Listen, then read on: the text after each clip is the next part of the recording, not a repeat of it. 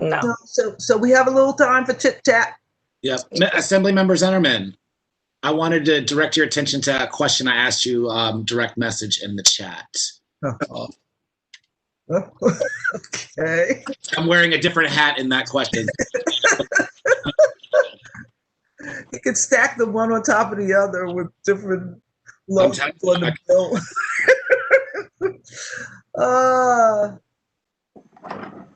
So now the weight comes down on our assembly people. All the craziness in Washington, D.C. We're going to have an impeachment. The guy is out of office before he really gets impeached. Oh, please, what is going on?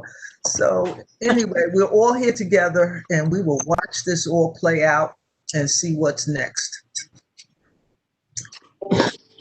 Bless you. Okay, we're up to 27. So, Ms. George, who are we relying on this evening to call the roll? I see Mr. Witherwax is here. Amen. Right. I just let him in. I'm trying to let Bailey in right now. Mm-hmm. Get Bailey in. Hello, Robert Witherwax. How are you? His lips are moving. And his hand went up. And the head is going Now up. I'm unmuted. How are you? How was your holiday? It was delightful. Yours? Quiet. I don't have teenagers in the house, so I'm good. You know, I drew the lucky card on that one. My teenagers are very quiet. Mm-hmm. We forget they're there sometimes. Okay. That's when you should be worried, Mr. Witherwax. Take it from a previous teenager. Yeah. Well, at least they're there and not somewhere else. So I've got that. That is true. We have our Sergeant at Arms with us, Wayne Bailey. Hi, Mr. Bailey. How are you? Good evening, everyone. And we have Ms. Weatherspoon with us. How are you, Vice Chair Weatherspoon?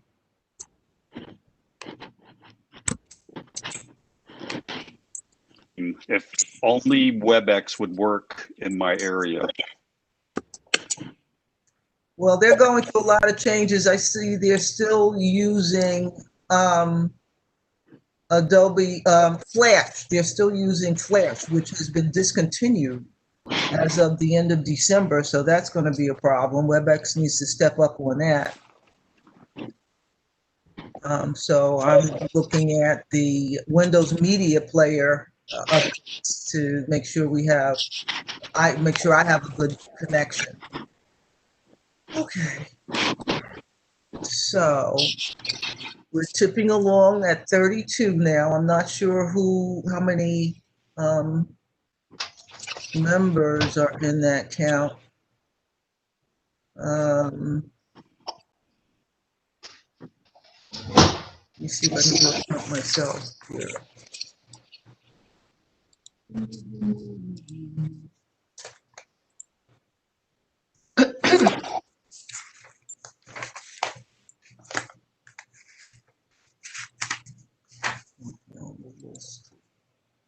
Drew Gabriel is here.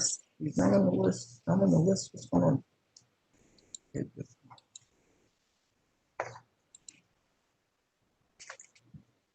Okay. Yes, yes. There's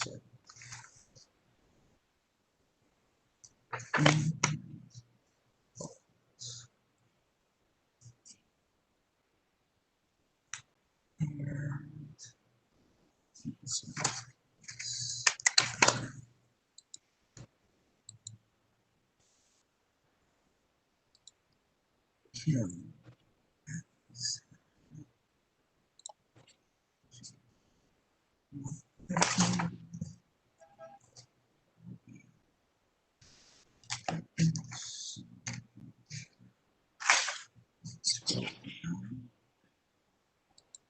Ms. Tate Hall, welcome. Hi, how are you? Very well, thank you. Happy New Year. Happy New Year to you too, to all.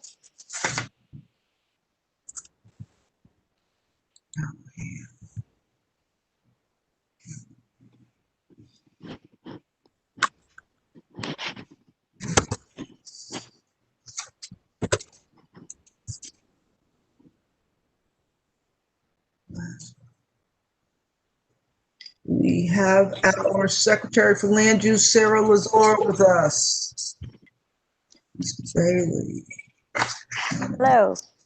Okay. Go back up to the top. We should come up with some kind of theme music for the introduction of each of the members. True. Like baseball players when they're up to bat, you know? Yeah. Like some pump up jams. Sounds good.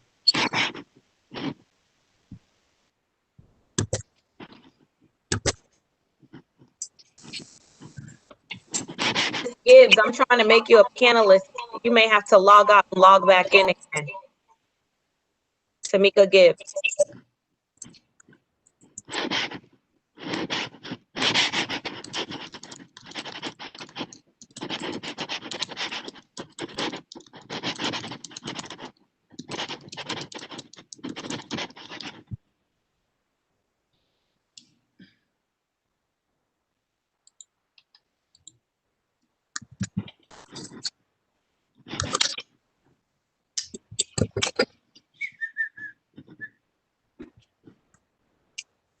Yeah, 41 minutes.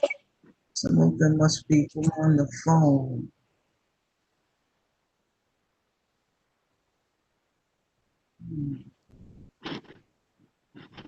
Attendees. Yeah, have 15 people on by phone.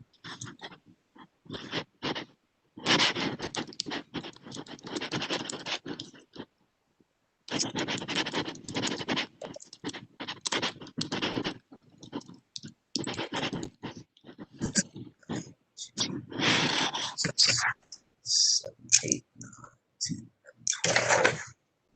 Out of 46, I need 24. For quorum. Well, we can have a discussion at any rate. We're 20 minutes in. Should have started 5 minutes ago. Ms. George, do you want to consider? I mean, we can start. We have health and hospitals. You can welcome. We could do a roll call.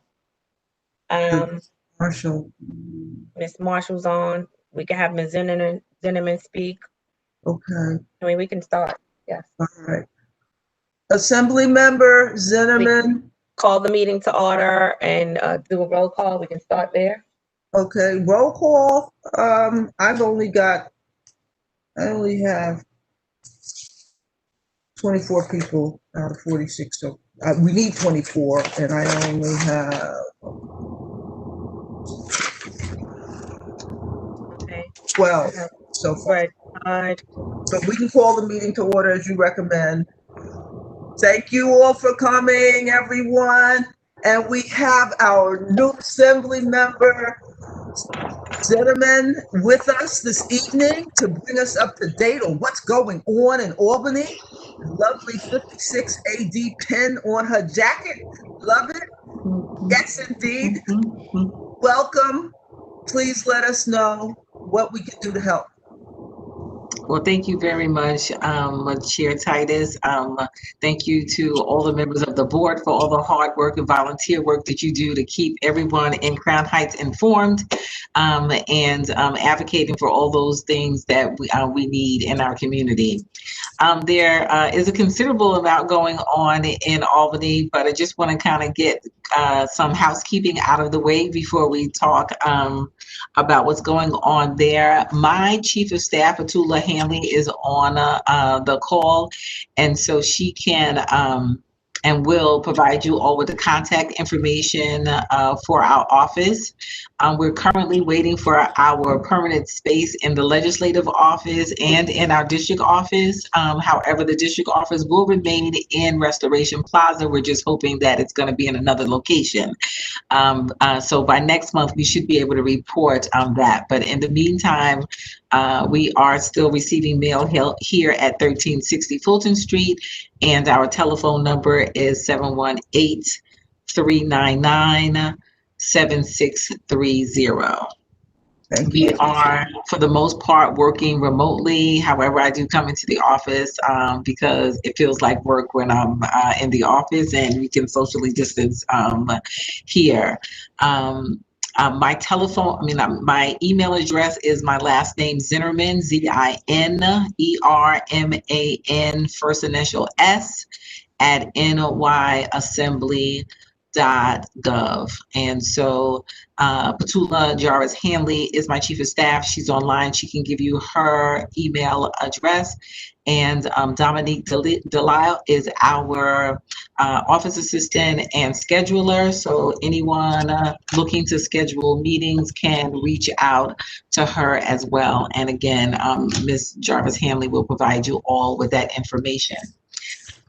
So we are looking forward to bringing on board our constituent liaison who will be on next week. So by the February meeting, you'll get a chance to meet the whole team. I'm sure they'll still be virtually, but at least you'll be able to put names with faces and you know who you're talking to on the telephone. So it has been very exciting. This is my 7th day of work.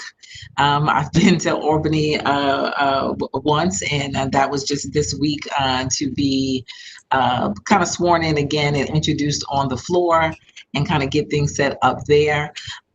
If you don't know, there's a lot every year when bills do not get passed. They have to be reintroduced with the new year. So essentially the information stays the same, but it needs a new bill number, which includes the new session number. And so we've all been very hard at work putting in legislation for this year. I will be picking up 3 bills by Senator Bennett Montgomery and introducing them on the Assembly side. And we will get you that information. Essentially, one is a Pathways to Graduation bill. Another one is involving raising the age of when you can arrest and incarcerate someone. Now it's I think at 5 years old, and we're trying to raise that to a teenager, 12, 13 years old. And there are a number of bills that I will be reintroducing from Assembly Member Wright, a number of small homeowner protection bills. And so we'll be sharing those with you next month. I can't tell you what they all are now, and it's only because as a junior member, I don't know if a senior member is going to pick it up or not. So the good thing is if they get picked up, that's fine. It doesn't necessarily have to be me as long as we're able to protect our homeowners. I am excited to report to you my committees. I was appointed to 5 committees, and 4 of them were of my choosing. So I am super excited about that. As you can imagine, I'm on the Aging Committee. So I'm looking forward to working to make life in New York State a wonderful place for older adults, especially as we move into 2030, when for the first time in America, people over 55 will outnumber those from 0 to 18 for the first time in our history here in America. So we have to prepare for what our world is going to look like and what our infrastructure is going to look like as a result of that. I'm also excited to serve on the Agriculture Committee. I'm following the footsteps of Shirley Chisholm. And certainly we have such wonderful community gardens and farms. And if COVID hasn't taught us anything, food sovereignty and our ability to access healthy and fresh food and grow it locally is paramount to our overall health, and certainly in a sustainable manner. If we're hit with a prolonged pandemic, and for some of us this feels very prolonged, but if some other disaster may strike, we should have access to have healthy food here in our district. And I'm just excited about some of the programming that is happening in our schools for young people to look at this as a career choice. As well, we've got a number of school hydroponic labs, and we're looking forward to continuing that work as we go forward. Some green energy jobs with regard to charging stations at one of our local high schools. So there's some good things that are becoming out of green industry and revenue generation from those committees as well. And so I don't know how much time I have, so I'm going to speed up. So my third committee is labor. So the awesome responsibility to be able to help protect workers, and of course introduce our young people to different industries that they're able to work in and receive a livable wage, or more than a living wage. I am on a new committee, People with Disabilities. It used to be a task force, and we voted just last week to make it a permanent committee. So a number of us are on that committee. And as we all know, we have a number of facilities in the district. So the opportunity to work with the population and support them and their families and make sure that their housing and their services are in place is another awesome responsibility that I'm looking forward to.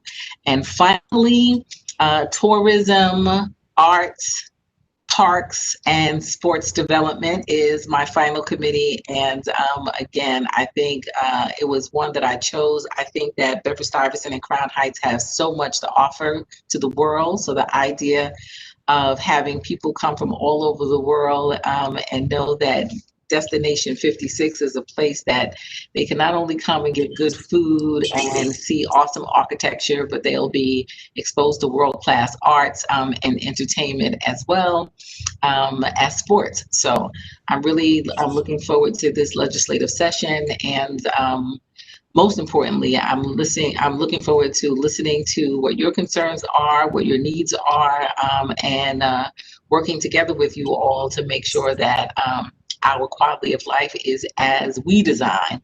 And I know I've got great partners in CB8 to make these things happen. So thank you for this time, and I look forward to working with you all. Thank you, Assembly Member. We really appreciate you coming in and so new in your administration. Please know that if you have an announcement you want to post, just send them into the office and we'll put them up on our website and or blast them out to the mailing list. We've got over 1,000 people on the CBA mailing list, so we can use that. That's great, and we'll send it to you tomorrow. And just a moment to say that we are having a COVID conversation on the 30th, specifically around the vaccination and around people's fears of taking the vaccination, what the state's plans are. And it's an opportunity for people to speak with and ask questions of our state reps, our local hospitals, an epidemiologist, and it will be moderated by Dr. Torian Easterling. So you will receive that information tomorrow. Thank you so much. Appreciate your time very, very much. District Manager George, are we ready to start a roll call? Madam Chair, to my indication, we have met quorum. Okay. I will ask that the participant that's a panelist, that's named Kim, can you identify your last name just so I can confirm against records? Kim Robinson. Great, thank you. From Councilman Samuel's office.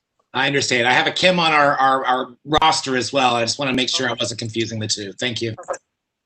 Excellent point, Ms. Ellis. So do you want to do a voice roll call? Mr. Witherwax? Yes. Please. All right. Kirmany Allison. Oh, I should say. So again, I'm going to say your name just like the last several times. If I hear your response, I will say thank you. If I don't say thank you and I move on to the next one and you're here, wait till the end of the roll call and speak out afterwards. Kirmany Allison. Present. Thank you. Desmond Atkins.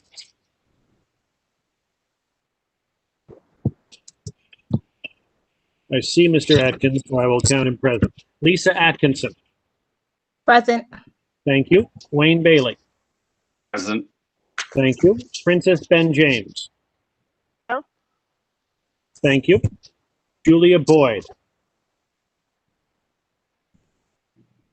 Gail Branch Muhammad.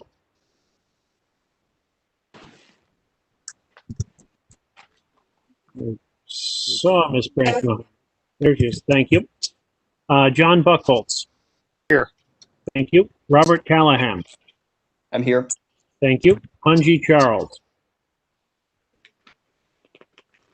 Nora Daniel. Saw Miss Daniel. I will count her present. James Ellis. Present. Thank you. Kevin Farley. Andrea Ferris. Fred Frazier. Drew Gabriel. Present. Thank you. Tamika Gibbs. Dejani Granville. Thank you. Jeannie Harris. Present. Thank you. Marva Henry. Present. Thank you. Zerzima Jordan. Present. Thank you. Regina Kinsey. Sarah Lazar. Present. Thank you. Mireille Lemaine. Elaine Mahoney. Calvis Mickelsteins. Present. Robert Kuka. Aya Raji. Pardon me, Madam Chair, do you mind muting during the roll? We're hearing your papers. Papers, yes. Sorry, Mr. Raji. Adam Sachs. Present. Thank you. Brian Saunders. Meredith Staten. Misha Superville. Audrey Tate Hall. Thank you. Mark Thurton. Thank you. Greg Todd. Present. Thank you. Ethel Tyus. Present. Gibbs Tony. Gibbs Tony is present. Yep. Eves Villas. Oh. Kimberly Watson. Yrsa Weatherspoon. Present. Thank you. Robert Witherwax present. Deborah Young. Present. Thank you. I have 26 present. We have a quorum. Tamika Gibbs indicated that she's present Thank you. in the chat. 7. Okay, we have Vilma Zuniga on the roster. And her name is not called. Thank you. I missed that. Zuniga.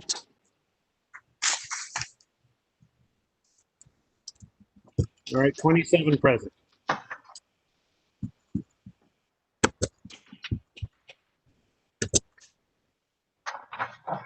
Thank you, Mr. Witherwax.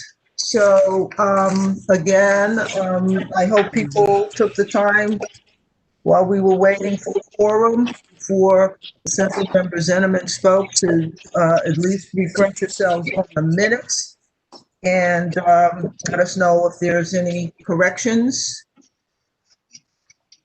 There were 3 corrections called in. There were 3 people that were left off. Karami Allison, Kim Watson, and Drew Gabriel. They So were marked absent, but they were in fact present. thank you, Ms. George. For those corrections, I ask for a motion to accept the minutes.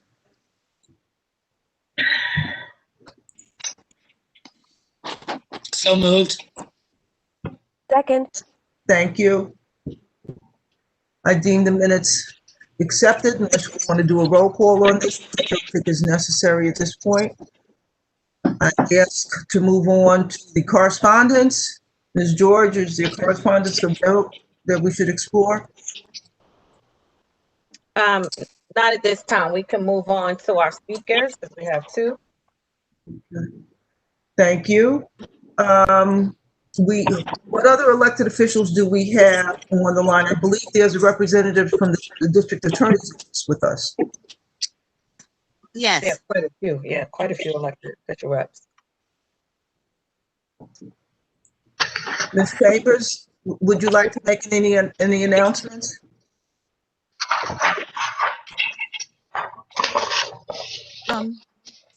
good night, everyone. I represent the Brooklyn District Attorney's Office. I bring you greetings. So far, we are still working remotely from home, and we are having a human trafficking event, which will be on January the 25th to the 27th. I think it's a good thing, and it also will be training at that time. So if anybody Present. is interested, I will put it in the chat, my number, so I can send flyers out.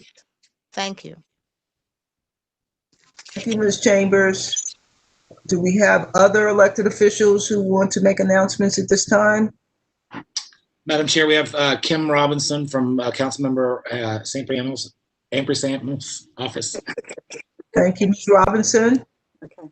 Good afternoon, everyone. Again, my name is Kim Robinson, and I represent Councilmember Alika Ampry-Samuel's office. Again, Happy New Year to everyone. I just really want to mention really quick, applications for not-for-profit for funding is open and it will close on February 16th. Anyone has any questions, you can reach out to our budget director. That number is 718-953-3097. Again, 718-953-3097. Our office is open, although some of us are working remotely. You can always reach us on the phone, 718-953-3097. Everyone be safe. Thank you, Ms. Robinson. Madam Chair, I also see Mr. Orlando Ross, I believe, from Congresswoman Yvette Clarke's office. Thank you. Hello, everyone. I just wanted to wish everyone a Happy New Year.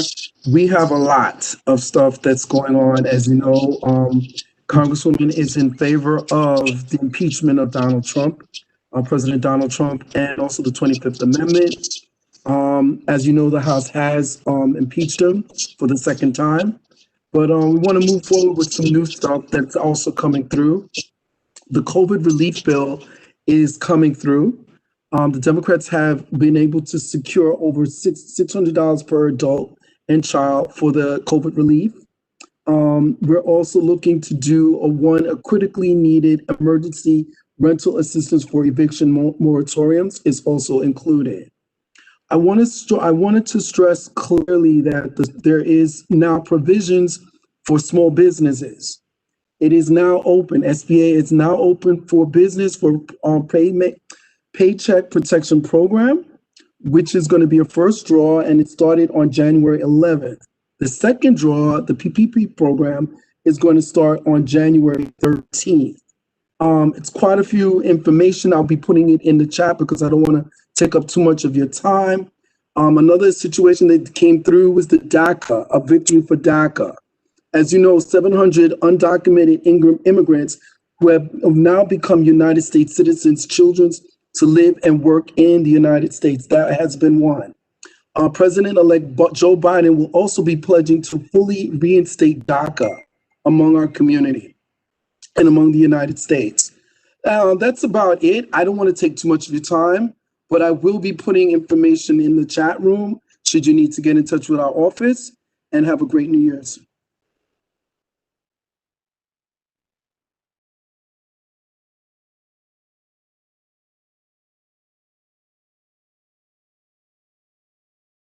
Application and email blast going out. Can you hear me? I'm sorry, did you ask the question? Yes, I did. I'm asking if you, in addition to putting it in the chat, can you send any notices by email to the board office for publication and issuance by email blast? Yeah, we will be doing that. We're actually working on it right now to break down the PPP loan, SBA loan, so that everyone will be able to take advantage of it, and Okay. all other information that you would need. Just let me know what you need, and I'll send it out. Appreciate it. Thank you so much. Ms. George, do we have any other elected officials with us that need to speak at this moment? There are no other elected officials, but there are a few elected official reps. That's what I mean. That's what I mean. We have Khalid Jamal from Richardson's office, Assemblywoman Richardson. I'm not sure if he wants to speak, but I know he's in the room. Okay. Mr. Jamal? He's gone. Okay, so then we can proceed to our guest speakers for the evening, Delisha Marshall for Health and Hospitals, and then Ms. Walton from Brooklyn Children's Museum. Ms. Marshall, would you like to present at this time? Thank you. Good evening. Thank you, Madam Chair. And thank you to Community Board 8 for allowing us this opportunity. My name is Delisha Marshall. I am one of the community liaisons for Gotham Health and Hospitals. And so what Gotham Health is, we are a network of federally qualified health centers that we offer patient-centered primary and preventative care services for the entire family. Our site that falls within the catchment area of Community Board 8 is our Crown Heights location, which is located at 1218 Prospect Place. The hours of operation are Monday through Friday from 8:30 to 4:30 p.m. And we offer many different services there. We offer OBGYN. We have also adult medicine, pediatric care, and adolescent care as well at that location. And in addition to our services that are offered at Crown Heights, we are continuously doing COVID-19 testing at various locations in Brooklyn. We have several sites in Brooklyn. I sent the information into George so she can disperse that throughout the chat. We do testing 7 days a week for the community at different locations. So we try to urge all community members that have not had an opportunity to get tested for COVID-19. This is the opportunity. Testing is at no out-of-pocket cost to you. We urge everyone to come out and get tested. If anyone wants to get tested, they can go to one of our locations that's in Brooklyn so that they can get testing done. We also have our Gotham HealthWorks small business initiative, which I have my coworker, Ms. Charlene Baker. She would speak on that event. Ms. Baker? Okay, so this past summer we started an initiative called Gotham HealthWorks. And what that program is, it's geared towards helping local small business owners obtain health care for their employees, no matter their income or immigration status. The services that we offer are primary preventive care, OBGYN, dental, pediatrics, behavioral health, and we also provide the small business owners with a starter kit, a PPE starter kit, and what that entails is sneeze guards, window decals, just to say wear your mask before entering the business, as well as 6-foot distant barriers for the floor. So that's the Gotham HealthWorks, that program that we just started this past summer. So if you know anyone in the area, any small business owners in the area that would like to sign up for this program, please do let us know. We'll send you more information in regards to the program as well.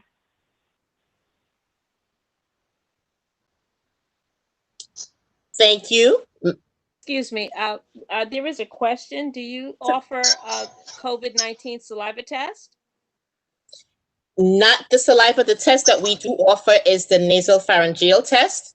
So we do only offer the nasal swabbing, and we also offer antibody testing as well. Thanks so much. Thank you. Let me ask you about your location, 1218 Prospect Place. What's the cross streets, please? It's 1218 Prospect. I believe it's Schenectady and Albany. Schenectady and Troy. It's across from the St. John's Rec Center. Troy and Schenectady. Okay, thank you for that. Or are you offering the vaccinations? We at some of our other centers, we are doing vaccinations. However, at this moment, we are still following the CDC guidelines and protocols for vaccine eligibility. So we are still vaccinating people that are healthcare workers, first responders, and community members that are 75 and over. So once the state changes its vaccine eligibility protocols, we would adhere to that and start vaccinating people that will fall under those requirements that the state has given us. Okay, does the state criteria include smokers? At this moment, that I'm not sure of. I know that we are doing vaccinating people that are healthcare workers, first responders. Smokers, I'm not sure of, so I will with our chief medical officer and get back to Ms. George with an answer for that. Thank you very much. Are there other questions in the chat? No. Madam Chair, I do see there's an attendee, Petula Hanley, has indicated in the function question. Is that correct, or was that accidental? She is the rep for Assemblyman Zimmerman. Oh, okay. Okay. So there are no more questions at this time. Thank you. Okay, so we thank you for the opportunity and stay safe, everyone. Thank you very much for coming in and keep up the good services. If you have any more information on eligibility for vaccinations, or if you know of sites where there are leftovers in the afternoons, please let us know. Will do. Thank you so much. Thank you. So next we have our erstwhile representative from the Brooklyn Children's Museum, Ms. Margaret Walter. Hi. Thank you, but it's Stephanie. Stephanie's here. Stephanie Wilchford is here for our presentation. Okay. All right. Thank you. Thanks. Ms. Wilchford, would you just give Stephanie the ball 1 second? Let me find it. Stephanie, so she can share her screen. Thanks so much for having us today. I just want to start by saying the museum is open, and we're very, very grateful to all of you in the community and to our elected officials for supporting us during this time. The museum's open on weekends, and starting in February, we will be open on Thursdays, and we'll be open at no charge on Thursdays. So those will be free hours for the community.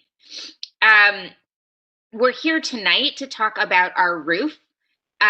We have a variety of planters and other new green spaces, greenery, and a play structure installed on our roof. These structures were actually installed a couple of years ago, and many of you, I think, have probably seen them if you visited our roof terrace. But they were installed as temporary structures, and we are now seeking approval from the Public Design Commission to make these structures permanent. So I'm going to share a few pictures, and we are asking tonight for CB8 to review and approve making these structures permanent so that we can go to PDC with them. So let me see if I can make this happen. Michelle, how do I share my screen? Oh, I see. Okay, I found it. Okay, great. It's been found. Okay. And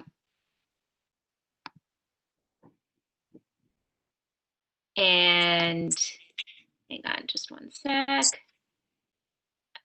Seems like I'm having trouble sharing the right tab. Okay, so this is the roof. Many of you have seen this large structure, this white structure that you see here. That is our roof canopy. That's already been approved by PDC, and it's been up there for about 5 years. It's actually been an enormous gift during this time because we've been able to host performances and events on the roof that are socially distanced and safe for our visitors. And we've been able to hire performing artists from the community to perform in the space.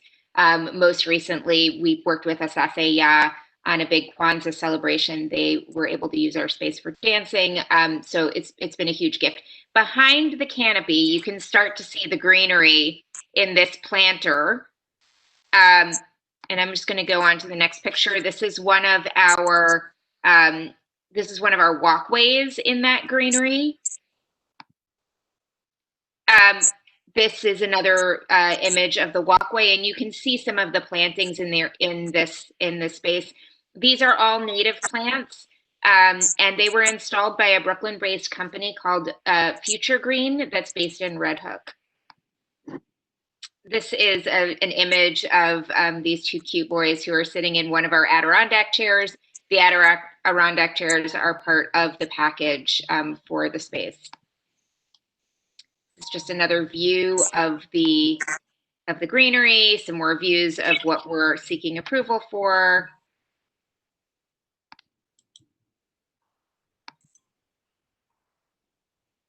Around the entire roof space is this wooden paneling, and that is part of this PDC submission, the wooden paneling that's sort of covering the sides of the roof. Another view of that.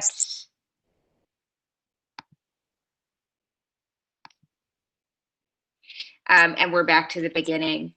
I'm just going to show one quick image again, just so we all know. These boys are sitting on a sort of a green space that is turf, but it is natural turf. It is turf that is in keeping with all of the eco-friendly and sustainability practices we use at the museum, which is a LEED certified building. All of these structures have been reviewed for safety. We've had safety engineers looking at these structures, as well as the play structure that's in one corner of the roof. And then I just want to say that all of these structures are removable. They are movable and can be removed if we need to do so. But for the moment, we see them as staying on the roof and being a permanent part of the space. I'm happy to open it up for questions, anything about the roof, and also, of course, always happy to talk about the museum more generally. Thank you, Stephanie. Mr. Ellis has a couple of questions and comments. Thank you. Mr. Ellis? Hi, thank you. And thank you, Stephanie. Great to see you guys again from the museum. Always a pleasure. And I'm really excited to see these infrastructure improvements for the rooftop and allowing the additional space for programming. But I do have a couple questions. Yeah. One is, being that this is a rooftop space and not a part of the public realm, why is PDC have any governance on the approval of these assets and these infrastructure points? That is such a great question. It is because the city of New York owns our building. It is a municipal asset, and it is owned by the Department of Cultural Affairs. Right. I believe that was my assumption. I just wanted confirmation, because typically I don't get involved unless it's in the greater public sphere. I totally hear you. The other thing, from my experience being the director on North Flatbush and my work with PDC and getting some on sidewalk planters made, I did remember reviewing some of the plans, and I mentioned comments to the board office about these planters and ensuring that you have what we found out to be a very critical thing, which is a little bit of an elevation to allow drainage and to prevent moss and mildew growth from underneath that from this said drainage. My experience in managing and maintaining the planters on North Flatbush, we have seen some of this buildup of said mildew and mold because of the water sitting and standing. So just curious to make sure that you've identified that and flagged that, or it can ameliorate those concerns so you don't have discoloration and mold and whatnot. That is also a great question. The planters are, I believe, slightly elevated in part for this, but the other thing that we've done is we actually have a maintenance contract with Future Green, and so they actually come in twice a year and take care of any issues like mold or any kind of maintenance issues that we're having with this planting, and they've been really. Yeah, go ahead. Does that include the wooden boardwalk and the wooden thing and all that? All of it, yeah. And they, one of the really great pleasures of this has been that they see this as a cornerstone of their portfolio.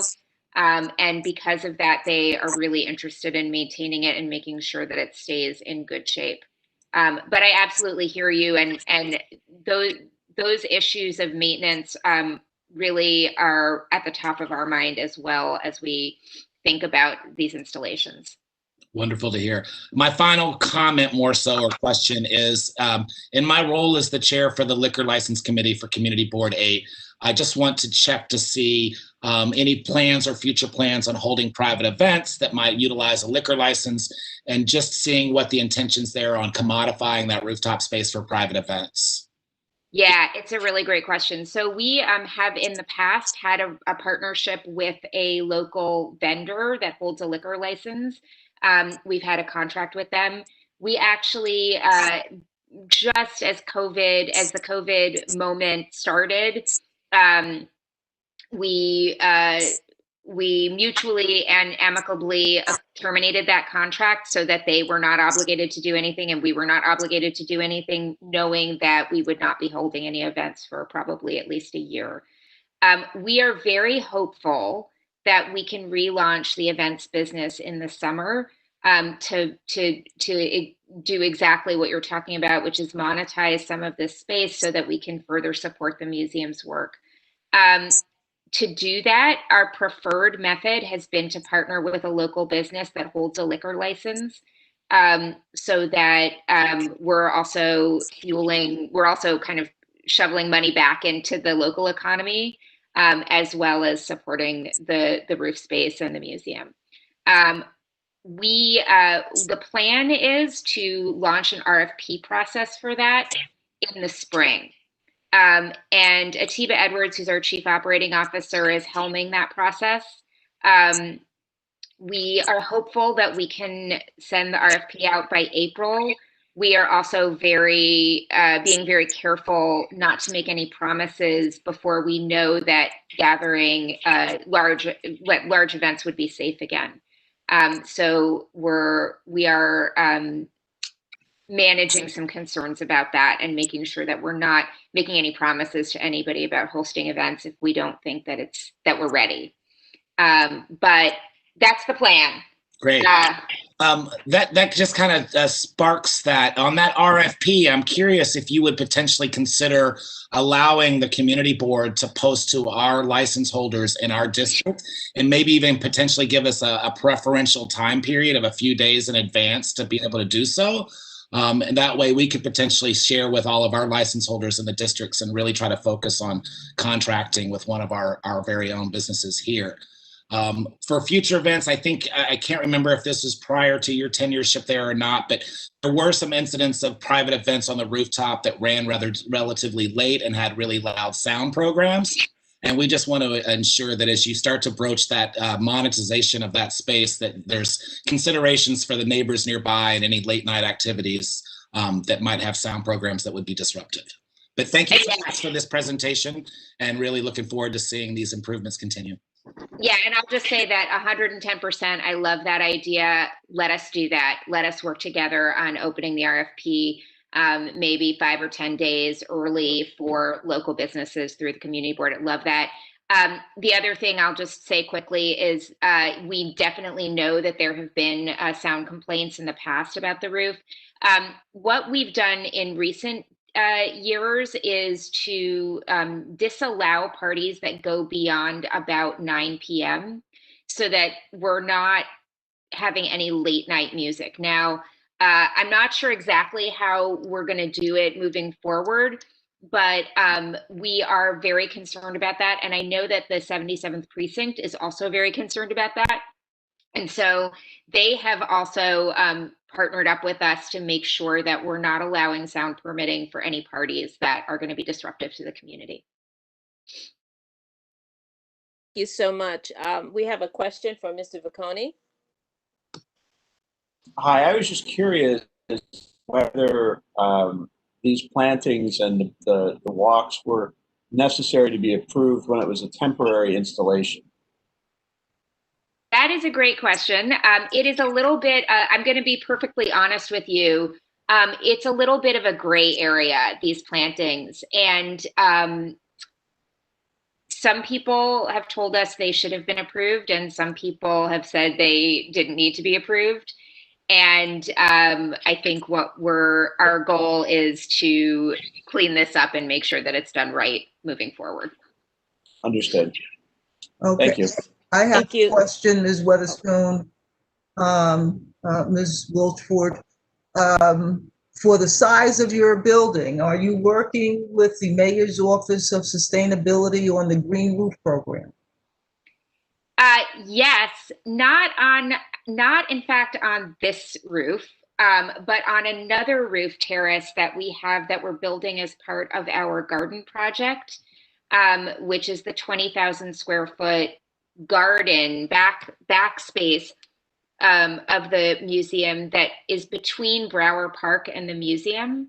If you've ever walked through Brower Park and like looked down into the museum, you can see that there is a fairly large space that is unused. It's full of debris. It's actually not safe for use right now. We are working with the city to rebuild that space and rebuild that retaining wall between Brower Park and the museum.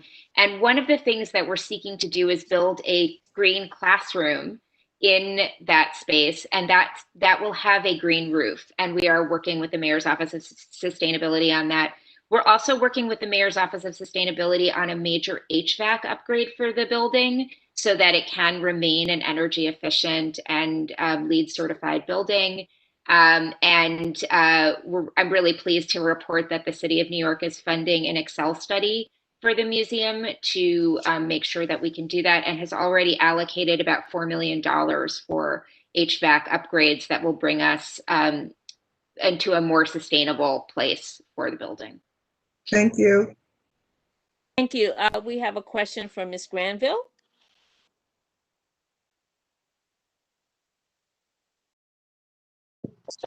Can you hear me? Yes, we can. Okay. I wanted to know, when will the new library open? That is a wonderful question. Construction started last week.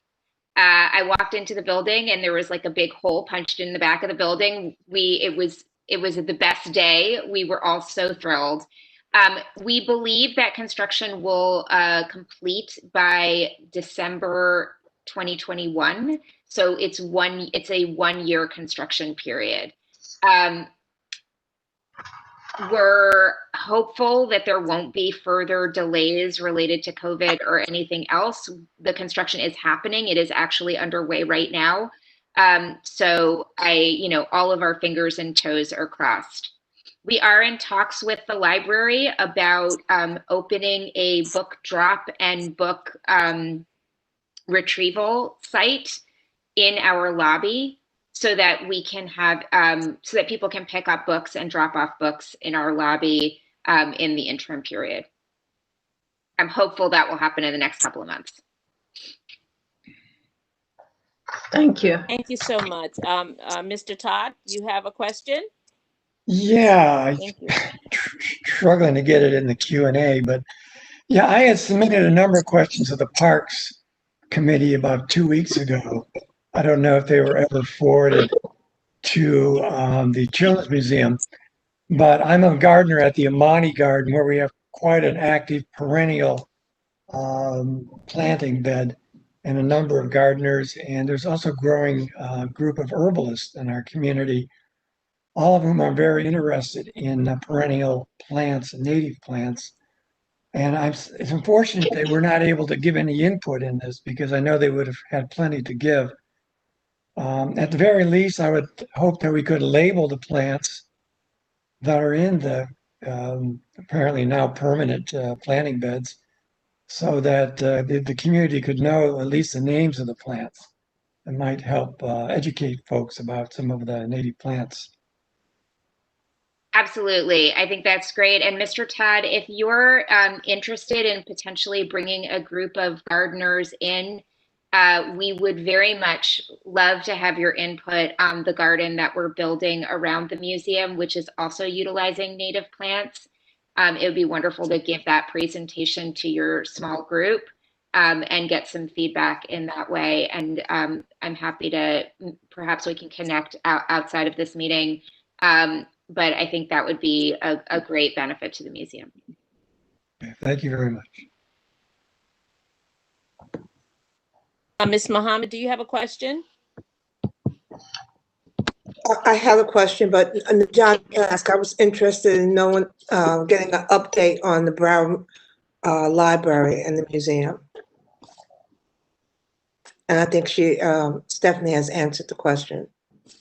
Okay, thank you.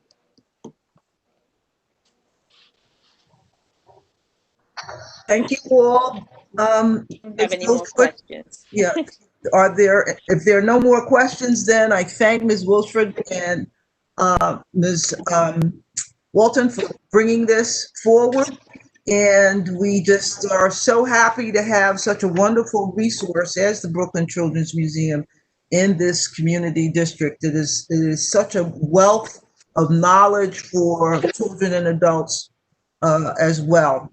So thank you all for coming in, and hopefully you can come back towards the end of the spring and give us an update on what your programs look like for the summer. Absolutely, we would love it. And I will just say that Martin Luther King Day, we are open all day that day. We're open all weekend. We'll be doing some volunteer projects in the museum. So we encourage everybody to come out that day, and all the weekends and school holidays coming up. Wonderful.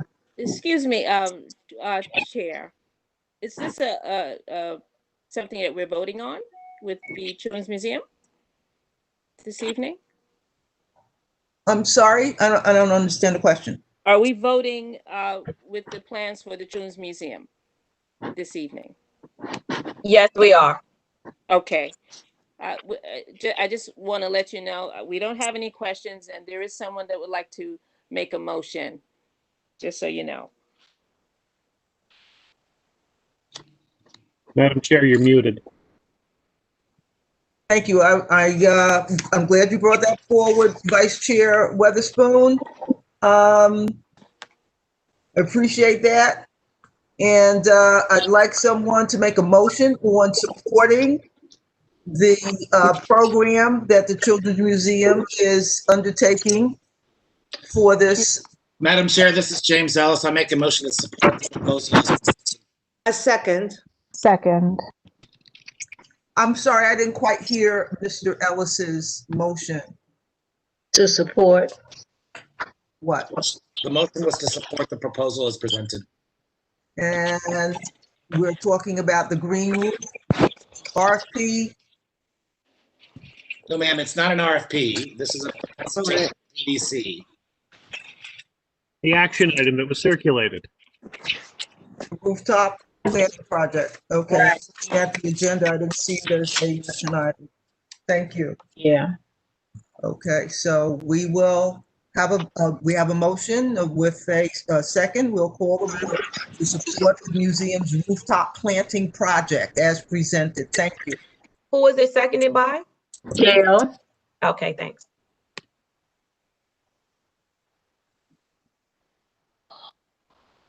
Okay. Shall I call the roll? Yes. Germany Allison. Support. Thank you. Desmond Atkins.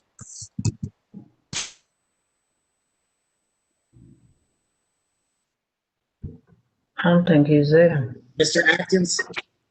I see Mr. Atkins. I don't hear him. Me either. It's not working. Can't hear him. He's unmuted. I know. I don't think his microphone is working. Mr. Atkins, can you Maybe nod or give me a thumbs up? I'm not sure. Anyway, moving on. Lisa Atkinson. Support. Thank you. Wayne Bailey. Yes, support. Thank you. Princess Ben James. Yes, support. Thank you. Julia Boyd. Gail Branch Muhammad. Yes. Thank you. John Buckholtz. Yes. Thank you. Robert Callahan. Yes. Thank you. Anji Charles. Nora Daniel. Yes. Thank you. James Ellis. Yes. Thank you. Kevin Farley. Andrea Ferris. Fred Frazier. Drew Gabriel. Yeah. Thank you. Tamika Gibbs. Najani Granville. Yes. Thank you. Jeannie Harris Blenman. Yes. Thank you. Marva Henry. Yes. Thank you. Zerzima Jordan. Yes. Thank you. Regina Kinsey. Sarah Lazar. Yes. Thank you. Mireille Lemaine. Elaine Mahoney. Calvis Mickelsteins. Yes. Thank you. Robert Puka. Yaya Raji. Yes. Oh, thank you, Mr. Puka. Yaya Raji. Adam Sachs. Yes. Thank you. Brian Saunders. Meredith Staten. Hermisha Superville. Audrey Tate Hall. Yes. Thank you. Mark Thurton. Yes, and I think Desmond gave a thumbs up in his video. I'll take it. Thank you. Greg Todd. Abstain. Thank you. Ethel Tias. Yes. Thank you. Gib Vaconi. Yes. Thank you. Eves Villas. Kimberly Watson. Yrsa Weatherspoon. Yes. Thank you. Robert Witherwax, yes. Deborah Young. Oh, yes. Thank you. Vilma Zuniga. The motion passes 27 in favor, 26 in favor, 1 abstention. Thank you, Mr. Witherwax, and thank you very much, Brooklyn Children's Museum head Stephanie Wilchford and Margaret Walton. Thank you for being here with us. Okay. Thank you. You're Thank welcome. you all so much. You're welcome. Ms. Tyus? Yes. Okay, so online we have Mr. Bayalama, excuse me, from State Senator Myri's office, and we have Mr. Myri on as well.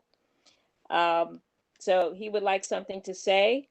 Also here is Mr. Allen from Councilmember Cumbo's office, and Assemblywoman Richardson is also with us. Thank you, Ms. Weatherspoon. We do have committee reports to hear, but based on your recommendation, we will hear from our elected officials present on the call at this time. Mr. Bayalama, would you like to speak?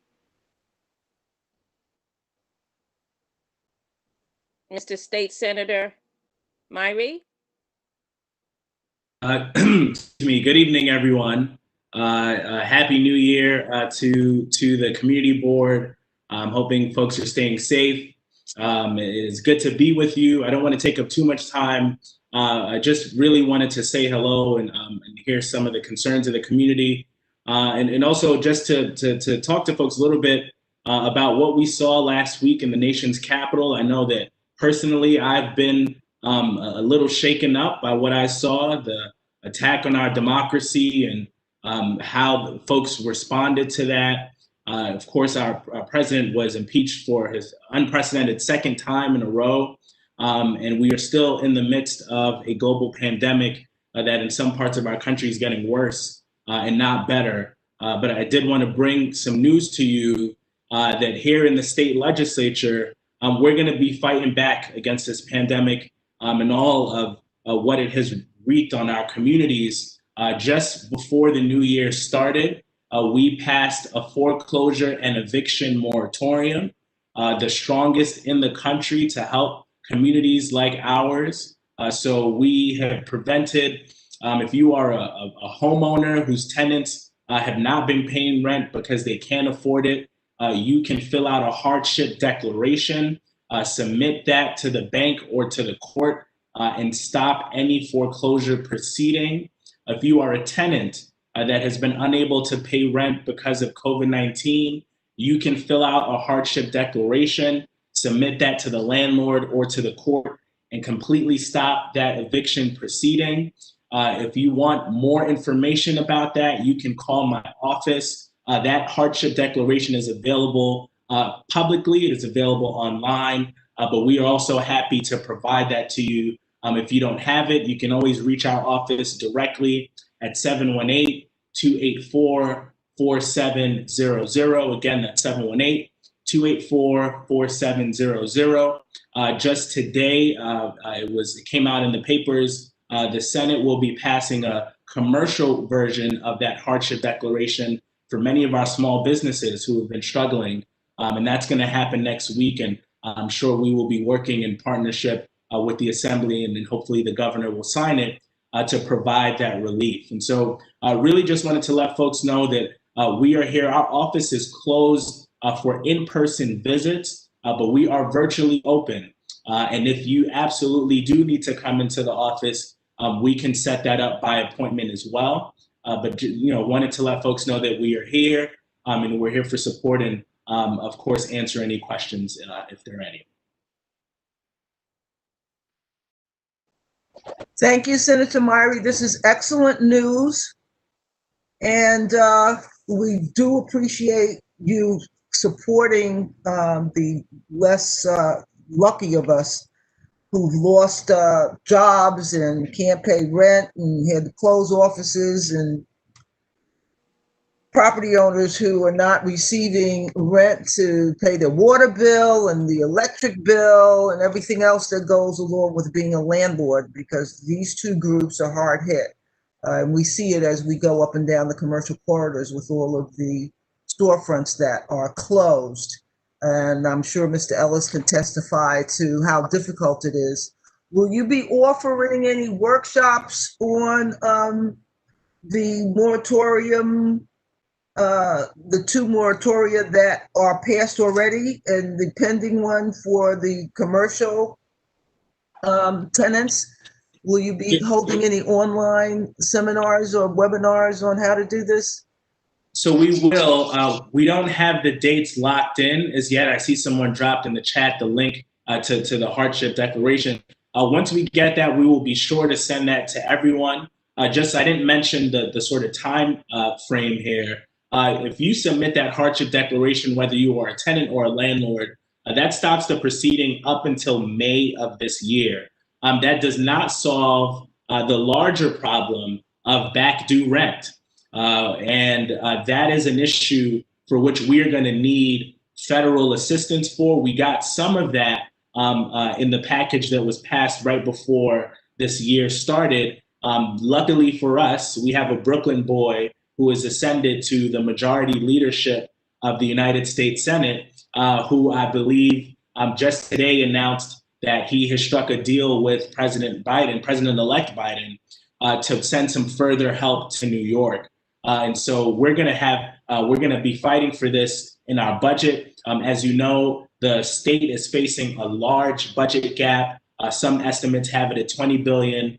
Today, the mayor said the city is facing a $5 billion gap. And the truth is, the only way that we're going to be able to approach even closing some of that gap is by raising revenue. And there are a lot of ways to do that on the table. And there's some of us, the ultra wealthy, who have done very well during this pandemic. It's hard to believe that there are individuals that have made more money during these past 10 months than the rest of us. I think it's time for them to pay their fair share so that we can help folks like us who have been struggling and who need to pay some of that back rent. You mentioned, Ms. Tyus, that there is water bills to pay, other bills to pay. The bills are backed up, and we're going to need some help to do that. So we'll be fighting for that in this year's state budget, and hopefully getting some help. Thank you very much, Senator Myrie. We depend on you to keep us up to date and to lead the charge for economic justice. And we appreciate you coming in tonight. Are there any other items that you think we should know at this time? Not at this time. Those are the top level. I'd say stay tuned for some more updates. There's going to be a lot of activity. We are back in legislative session, so we'll be passing bills every week, and we'll be sending out those updates as they come. Thank you very much. We can link to your website and get the latest and greatest. That's right. That's right. Thank you very much. Appreciate it. I'm sorry, we have a question from Mr. Ellis. Sorry, as I just put some nuts in my mouth, but this question is for Senator Myrie and as well as our Assembly Member Richardson, and I know she's going to be speaking shortly, but I'd love to kind of rise up to the top what I mentioned in the chat of the Save Our Storefronts.nyc campaign that's looking to reintroduce legislation S 8865 and Assembly Bill A 10901, which would be a commercial rent relief program. This is not only paramount to help support the small businesses in these communities like ours, but it's also a way that can meet the demands for landlords and also support them and some of their gaps as well as funding.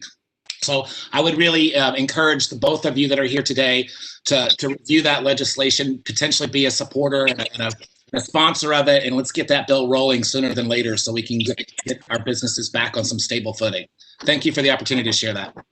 You got it. And James, I'm a big supporter of that bill. I believe Senator Brad Hoylman is the sponsor in the Senate, and Assembly Member Harvey Epstein and Yuli New in the Assembly. And so we will be supporting that wholeheartedly, and it's much needed. Thank you, Senator Myrie. I want to remind everyone in the audience that you can write in to our folks in Albany and put it in writing what you need so they have the record from us that this is what we need, and we support them and we back them 100% to get these things through. Are there other questions in the chat? Yes, Mr. Thurton. All right, thank you for all the hard work that you're doing, and thank you too, Diane. In reference to the relief for the landlords, would that also eliminate for their credit report? Would that also clear up their credit report if they have bad credit or for back payments on these on their mortgage? Mark, that's a really good question. And so we right before this year in this package, we did limit the crediting companies' ability to have negative impacts on your credit report if you submit a declaration, and said that any sort of arrears or lapses in payments were due to COVID.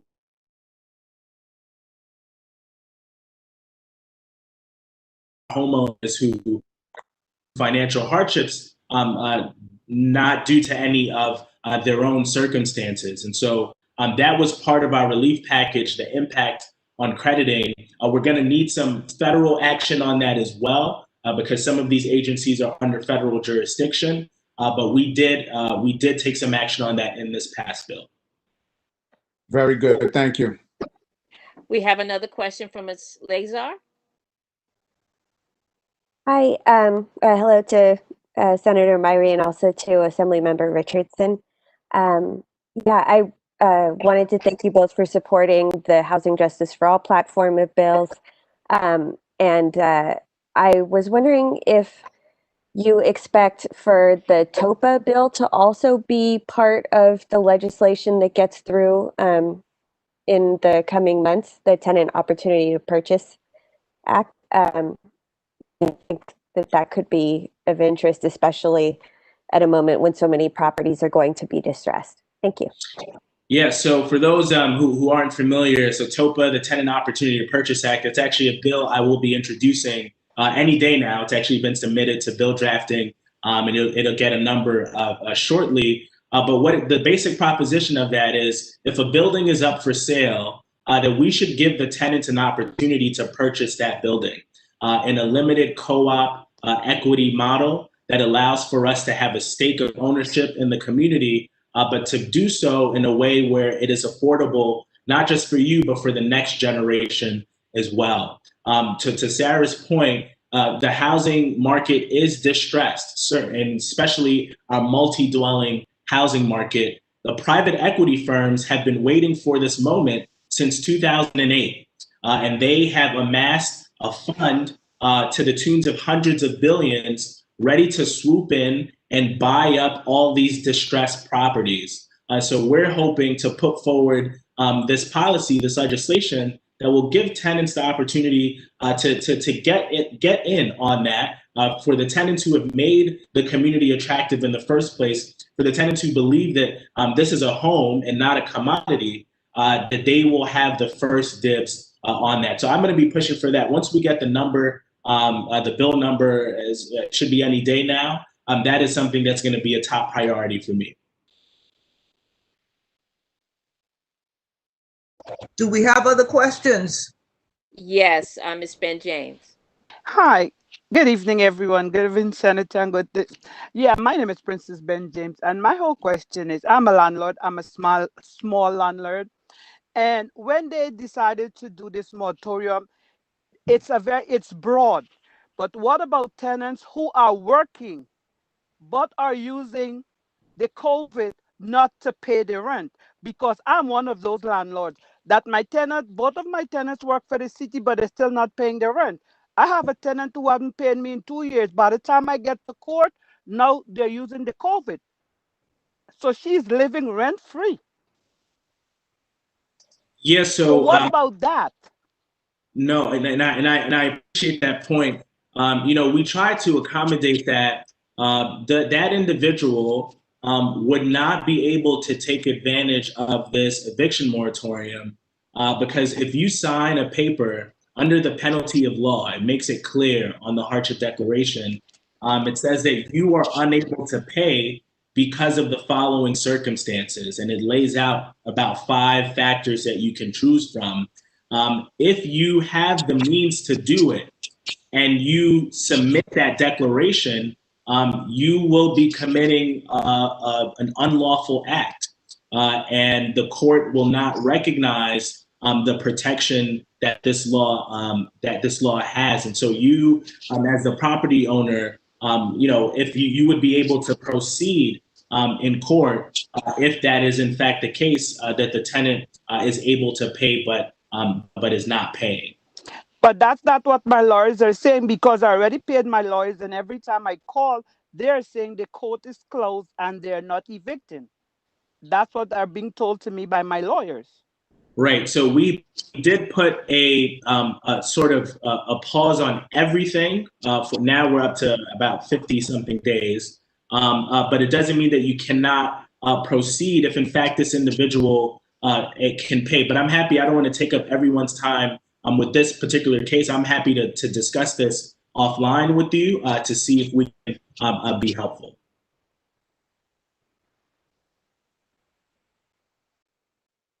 Thank you, Senator Myrie. We do understand, and what's happening now with the people who are being less than truthful, not paying their debts as we go along.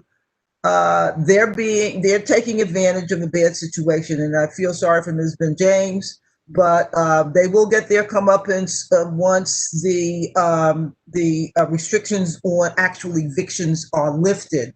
But at this time, we need to take advantage of Senator Myrie's availability by calling his office and finding out when the webinars are going to be made available, so we can take deep dives into this type of information and find out where the edges are, where the margins are, where the buck is going to stop. So that's going to be coming up. Now, I do believe that Ms. Weatherspoon said we also have Assembly Member Diana Richardson with us. Is that the case? She Okay. was with us. She just texted me that she couldn't hear us. So she's going to log off and log back on. So she'll be with us shortly. I think we should move into our action items. And when she rejoins, I think she rejoined. Let me let her in. Okay. Senator Myrie, thank you so much. I would love to sit in on your upcoming webinar. So we look forward to getting the links so that people can get the detailed information, because there are people out here who are taking advantage of a bad situation. And then there are people who really need the help, and they need to know how to take advantage of the programs that are being offered. We don't want people in the street because they're just going to go out there and spread stuff. So, but we do want to make sure that everybody's got a home. So we will send that out once we have the date. And again, always a pleasure to be with you, and thank you for having me. Thank you. Thank you. So I think we have Assembly Member Richardson back with us. Yes, can you guys hear me? Yeah. Yes. Okay, good evening, Committee Board 8. I miss you guys so much. My computer and connection is a little funny, so I'm going to do the best that I can. But I'd want to just start off by saying thank you to State Senator Zelma Omari for covering a lot of the legislative topics and answering some of the questions. And I want to thank you guys as community members for elevating your points of concern. I want you guys to know that we understand that we are in the middle of a pandemic, but we're trying to achieve a solution where we are providing relief for all. So no one is more important than any other group, whether it be homeowners or tenants, and we don't also want to pit anyone against one another, as we've all suffered and have to rise together during COVID-19. But with that stated, we are back in legislative session. We'll be taking up a number of packages of bills and just discussing issues on how we move New York forward. I serve on a number of committees that I just want to call out to the community so that if things are of interest to you, you know how to lobby me appropriately. I serve on the Committee of Banks, Corporations, Authorities, and Commissions, the Committee on Education, the Committee on Labor, the Committee on Mental Health, the Committee on Small Business, ding, ding, ding. So yes, we support A10909. I'm also a co-sponsor to that bill. Naturally, I'm a member of the Black, Puerto Rican, Hispanic, and Asian Caucus, and this year is the first year that I'm the chairwoman of the Committee of Commission on Government Administration, which really has oversight over state agencies to ensure that they are operating at their highest level to provide services to constituency, which is very relevant in this particular time. So I look forward to getting to work on that. I do want to say welcome to the newest member of the Brooklyn delegation for the New York State Assembly. That is Assemblywoman Stephanie Zimmerman. So everybody make sure you love on her with your love and support. And I'm here and I'll be making sure that I'm supporting you, my love, throughout the entire transition process. My office is on Empire Nostrand, but much like any other offices, we're closed to walk-ins because of COVID. I must tell you early, and I want to get the community prepped, that the ceiling in my office has collapsed 3 times. So Assemblywoman Diana Richardson is looking to move. I need roughly about 12 to 1,500 square foot. Anything a little bit more would help me. So if you guys know of anything within the overlay of the 43rd of CBA and or around, please make sure you notify my office. You can email us at district43, DISTRICT, the number 4, the number 3 at nyassembly.gov. Telephone number 718-771-3105.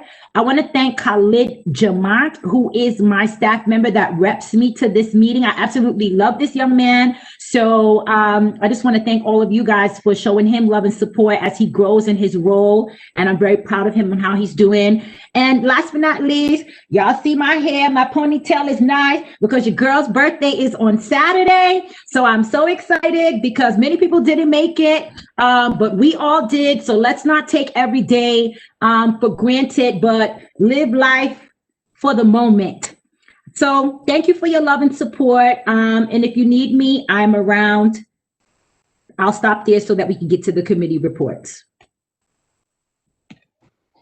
Thank you very much, Assemblymember Richardson. We really appreciate you being with us and for us and representing us in Albany. And we look forward to getting your notices and your flyers. They go out from the board office regularly, and we thank you so much for doing all the work that you've been doing. And a very, very happy birthday. And Saturday, I hope you're going to have a celebration for this extra year, 2021. Thank you.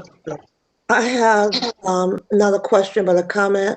I'd like to thank the Assembly member for the help that she's provided for the senior committee, the foods that her and her staff have delivered. We've been able to provide food for David Chavez, and I just wanted to publicly thank you. Thank you so much, Gail. Working with you is a pleasure. Food always helps. We can keep this going. Mohammed has been doing a bang-up job with getting meals ready to eat to the local senior centers, and I'm sure that many people have been very appreciative of the work that she is doing. So are there any more questions for Assemblymember Richardson while we have her? Okay, seeing none, we're going to move on to the action items for the committees. I think first up on the list is land use, and I'd ask the new Secretary of Land Use, Ms. Sarah Lazar, to read the action items. Hi, everyone. I'm just opening it back up. Okay. The Land Use Committee met on Thursday, January 7th, 2021 via WebEx and discussed the following applications. 1, LPC application for full demolition of existing building at 285 Kingston Avenue, Crown Heights North Historic District. There was no appearance by any representative for this application, nor any documents provided. So the Crown Heights, and the Crown Heights North Association provided a letter withholding support for the demolition. So on motion made by Gib Viconi and seconded by Ursa Witherspoon, the committee voted unanimously 15 in favor to withhold support for the proposed demolition. We hope the full board will support the committee's recommendation. Thank you, Ms. Lazar. Any questions? Madam Chair, if there are no questions, I'm willing to make a motion to support the committee's recommendation. Please proceed. Second. Please call the roll.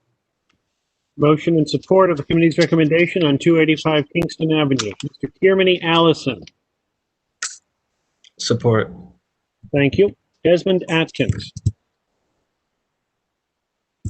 Thank you. Lisa Atkinson. Support.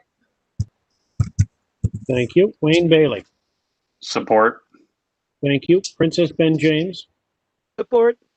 Thank you. Julia Boyd. Dale Branch Mohammed. Yes. Thank you. John Buckholtz. Yes. Thank you. Robert Callahan. Yes. Thank you. Hanji Charles. Nora Daniel. Yes. Thank you. James Ellis. Yes. Thank you. Kevin Farley. Andrea Ferris. Fred Frazier.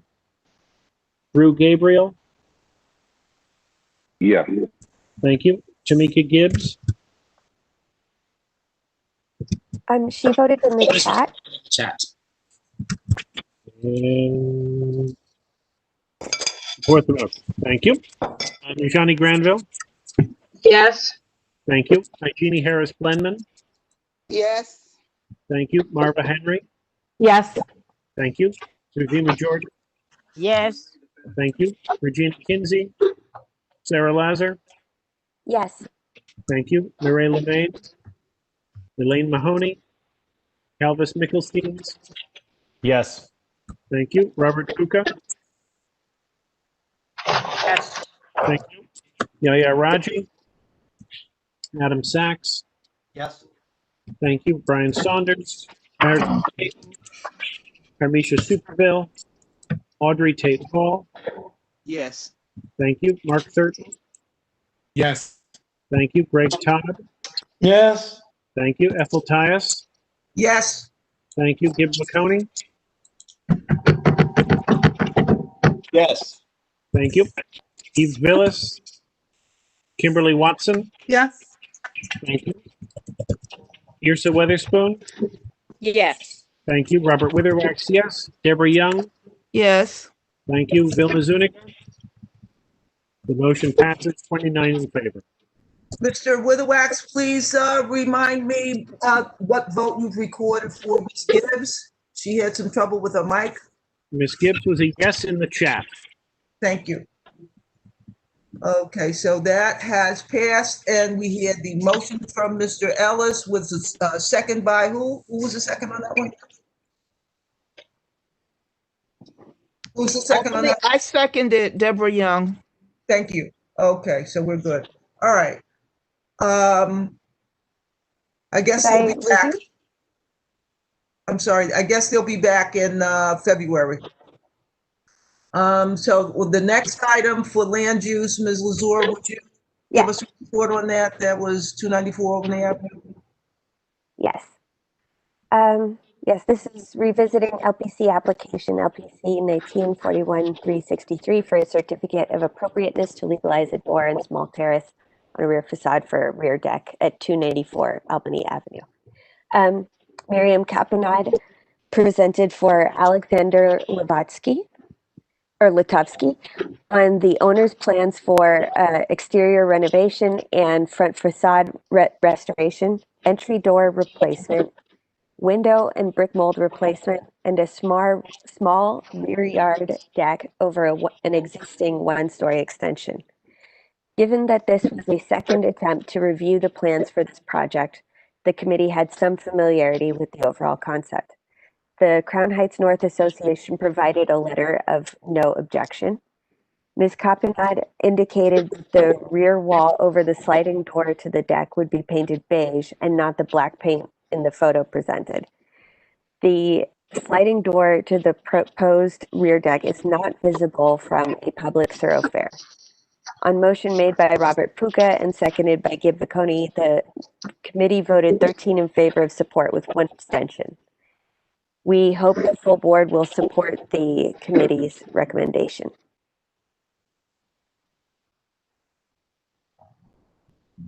Are there any questions? None listed. If there are no questions, I'm willing to make a motion to support the committee's recommendation. Second.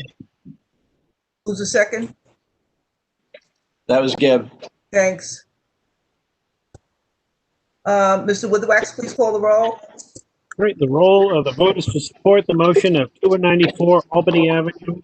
Mr. Kiermany Allison. Support. Thank you. Desmond Atkins. So support. Thank you. Lisa Atkinson. Support. Thank you. Wayne Bailey. Support. Thank you. Princess Ben James. Support. Thank you. Gail Branch Mohammed. Yes. Thank you. John Buckles. Yes. Thank you. Robert Callahan. Yes. Thank you. Hanji Charles. Nora Daniel. Yes. Thank you. James Ellis. Yes. Kevin Farley. Andrea Ferris. Fred Frazier. Drew Gabriel. Yeah. Thank you. Tamika Gibbs.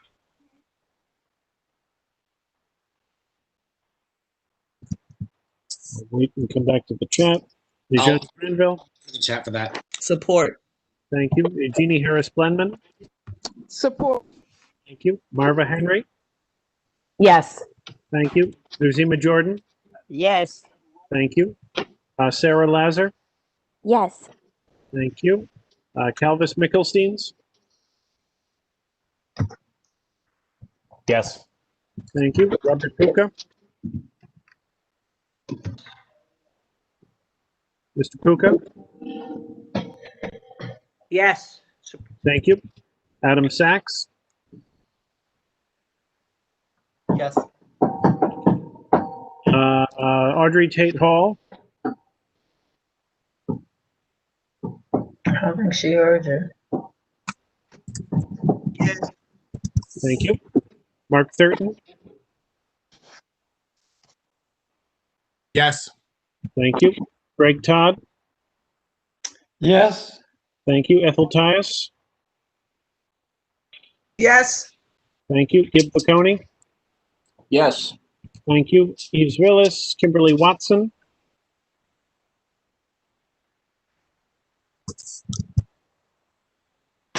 Ms. Watson? Yes. Thank you. Yrsa Weatherspoon. Yes. Thank you. Robert Witherwax, yes. Deborah Young. Yes. Thank you. The motion passes 28 in favor. If anyone didn't vote, if anyone is here whose name I didn't call, speak now. Mr. Witherwax, did you pick up my vote as yes? Yes, I did. Okay. Thank you all. Ms. Lazar, do you want to give a brief report on the discussion items during land use? Ms. Granville, sorry, Ms. Tyus, I'd like to amend the report. Mr. Atkins in the chat has voted no. I'm a very poor lip reader, apparently. So the motion passes 27 in favor, 1 opposed. Also, I just would like to ask everyone if you could lower your hands in the chat room. Mr. Witherwax, I have a different number. We can compare at the end if necessary. But okay.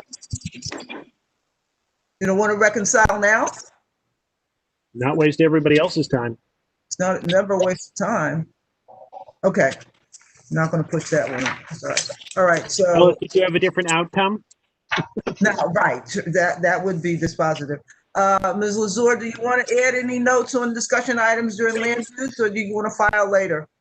Oh, well, I sent the report with the discussion items to you, but I guess I would just point out to everyone that there's going to be an M-Crown meeting on the 27th to discuss the future of M-Crown. That was a suggestion from the meeting. And the other item that was discussed at the land use meeting was it was a pre-ULURP presentation from Ely Pariente. More information can be found in the report, but they're going to come back to the land use committee at the February meeting. So that may be of interest to many people. Okay. Thank you, Ms. Lazur. And we're also looking at having the HPD come back and speak to us regarding the RFP that's coming up. I believe that's the 19th. So that should be on the community board's meeting schedule calendar. And we hope you'll join us for both of those meetings. And just keep in mind that if there's any information that goes in the chat that you don't get a chance to take down, you can always go back to the YouTube and you'll see a written transcript there. Moving on, unless there's some other questions on the land use items. Thank you for your report, Ms. Lazur. We're going to move on to SLA and Sidewalk Cafe Review Committee items, action items for tonight. great, thank you. If I may, Madam Chair, I would also just want to share the new tool, the zoning application portal that was just shared with us by Planning Department. It's now available for community members like ourselves to investigate any new applications on zoning or ULURP. And just as it's now a publicly facing tool that we're all available to use. So for those of you interested in land use matters, that portal is now available. But I'll switch over now to my role as the chair for the State Liquor License and Sidewalk Cafe Review. I will be speaking on behalf of my co-chair, Mr. Robert Witherwax, who unfortunately wasn't in attendance at the last meeting, but we were joined and supported by Ms. Yrsa Weatherspoon, one of our vice chairs of the full board. And I thank Ms. Weatherspoon for her support at the meeting at that week. So we met on January 4th by WebEx. The committee discussed the following renewal applications. Imperial Bikers of 652 Franklin Avenue, Exalis at 791 Washington Avenue, both of which are fully licensed establishments. Sunshine and Company at 780 Washington for a fully licensed establishment with a sidewalk cafe, and Washington Commons at 434 Park Place for a fully licensed establishment inclusive of outdoor garden space. The committee voted to support the above 4 renewal licenses as presented with corresponding documentation received. All documentation has been received according to the board office, and the committee hopes the full board will support their recommendation. I'd like to acknowledge any of the proprietors if they're here with us on the call. First of all, I believe Ms. Tamika Gibbs is our board as a board member as well as a representative for Superior Bikers. Is there someone on the call from 791 Washington? No, hear anybody. All right. How about 780 Washington? Or 434 Park Place? Okay. In any case, if there's no questions or comments on these renewals that were supported by the committee, I will ask for a motion. Before you make that motion, Mr. Ellis, I'll like to recuse myself from this voting, please. I will allow the chair to grant that. Thank you very much, Mr. Ellis. I'm glad that people disclose they feel that there is an issue. And of course, you can recuse yourself. Thank you so much, Ms. Pius. So therefore, I would ask for a motion to support the SLA committee's recommendations on 4 items before us for liquor licenses. So moved. A second, please. We need a second. Second. That's Ms. Witherwax on a second. There's a motion. Please call the roll. On the motion to support the renewals, as previously mentioned, Mr. Kiermany Allison. Support. Thank you. Desmond Atkins. Mr. Atkins has voted yes. Lisa Atkinson. Yes. Thank you. Wayne Bailey. Yes. Ben James.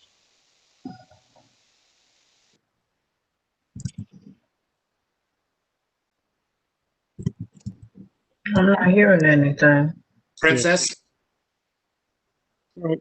Gail Branch Muhammad. Yes. Thank you. John Buckholz. Yes.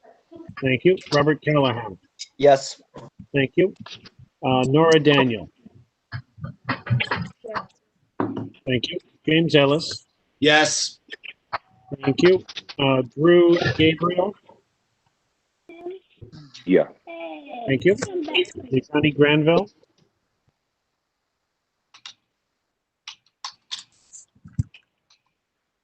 Ms. Granville, I didn't hear you.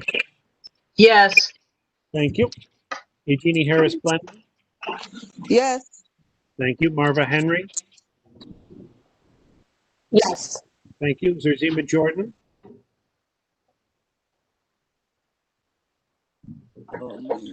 Maybe she didn't hear her. Come back around. Sarah Lazar. Yes. Thank you.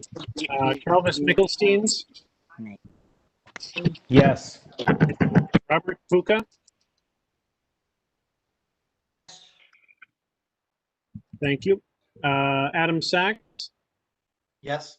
Thank you. Brian Saunders. Audrey Tate Hall. Yes. Thank you. Mark Thurton.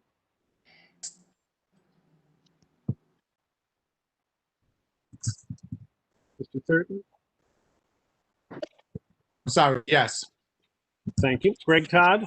Yes. Thank you. Ethel Tyus. Yes. Thank you. Gib Baconi. Yes. Thank you. Kimberly Watson.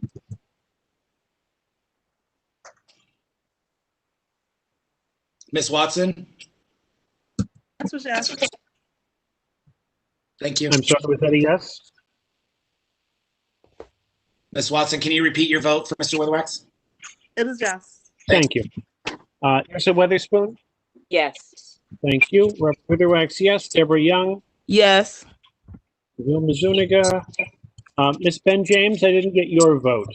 She recorded her vote in affirmative in the chat. Thank you. And I think that's everybody except Ms. Jordan. Did Ms. Jordan come back in? All right, then I have 27 in favor. No opposition, no. Yes. Ms. Jordan makes it 28. Yes. Thank you.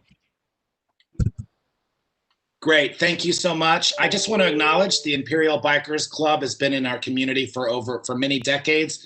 I'd like to ask Ms. Tamika Gibbs, our board member, to just share how many years they've been operating on Franklin Avenue.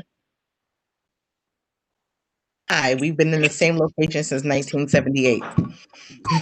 Wonderful. Well, we thank you for your long-term commitment to the community and all the work that you do to support the neighbors. Thank you. All right, moving on to the next application. We had a renewal application for Fenn's Corner of 660 Washington Avenue for a full license. This application received an extensive discussion as the establishment has used a backyard without an appearance to the community board or document stipulating legal use of this space. The community board office also received a litany of complaints from noise to illegal use of this backyard and a lack of response from community board 8 respondents. I will also add, for full transparency, there were a number of supporting letters and communications from neighbors as well as patrons of that establishment. However, the committee voted to support this application without the use of its backyard until a method of operations change has been finalized. And the vote was 7 in favor, 5 opposed, with 1 abstention. And we hope that the full board will support its recommendation. Thank you, Mr. Ellis. I believe Mr. Vacconi has an update on that business. Mr. Vacconi? I can say that it looks like from something that they posted on Instagram recently, some of the TVs in the backyard may have been relocated to the sidewalk. I saw a post on Instagram that they now are advertising that they have 4 televisions on the sidewalk for patrons to watch. I haven't been there, so I don't know if they're using those TVs to for sound as well. They claimed that they weren't doing that in the backyard. I think there was some dispute about that from some of the communications we'd received. Anyway, just something to keep an eye on. I would assume that they're running the sidewalk stuff under open restaurants. They're not running that under a sidewalk cafe permit that came through the community board. Don't know what the hours of operation are. Don't know what the sound policy is. Thank you, Mr. Vacconi. I just wanted you to have that information, Mr. Ellis, as you move forward. I received the same email. Thanks. Yeah. But just referring to the hours of operation currently under under executive orders, all operations must cease at 10 p.m. Okay, so we are back to the recommendation from the committee, which is to support it on the condition that they don't use the backyard until the method of operation change is filed with a final vote. The method of operation change is filed and I presume approved. So this is what we have, and we need a motion and a second to take a vote on this.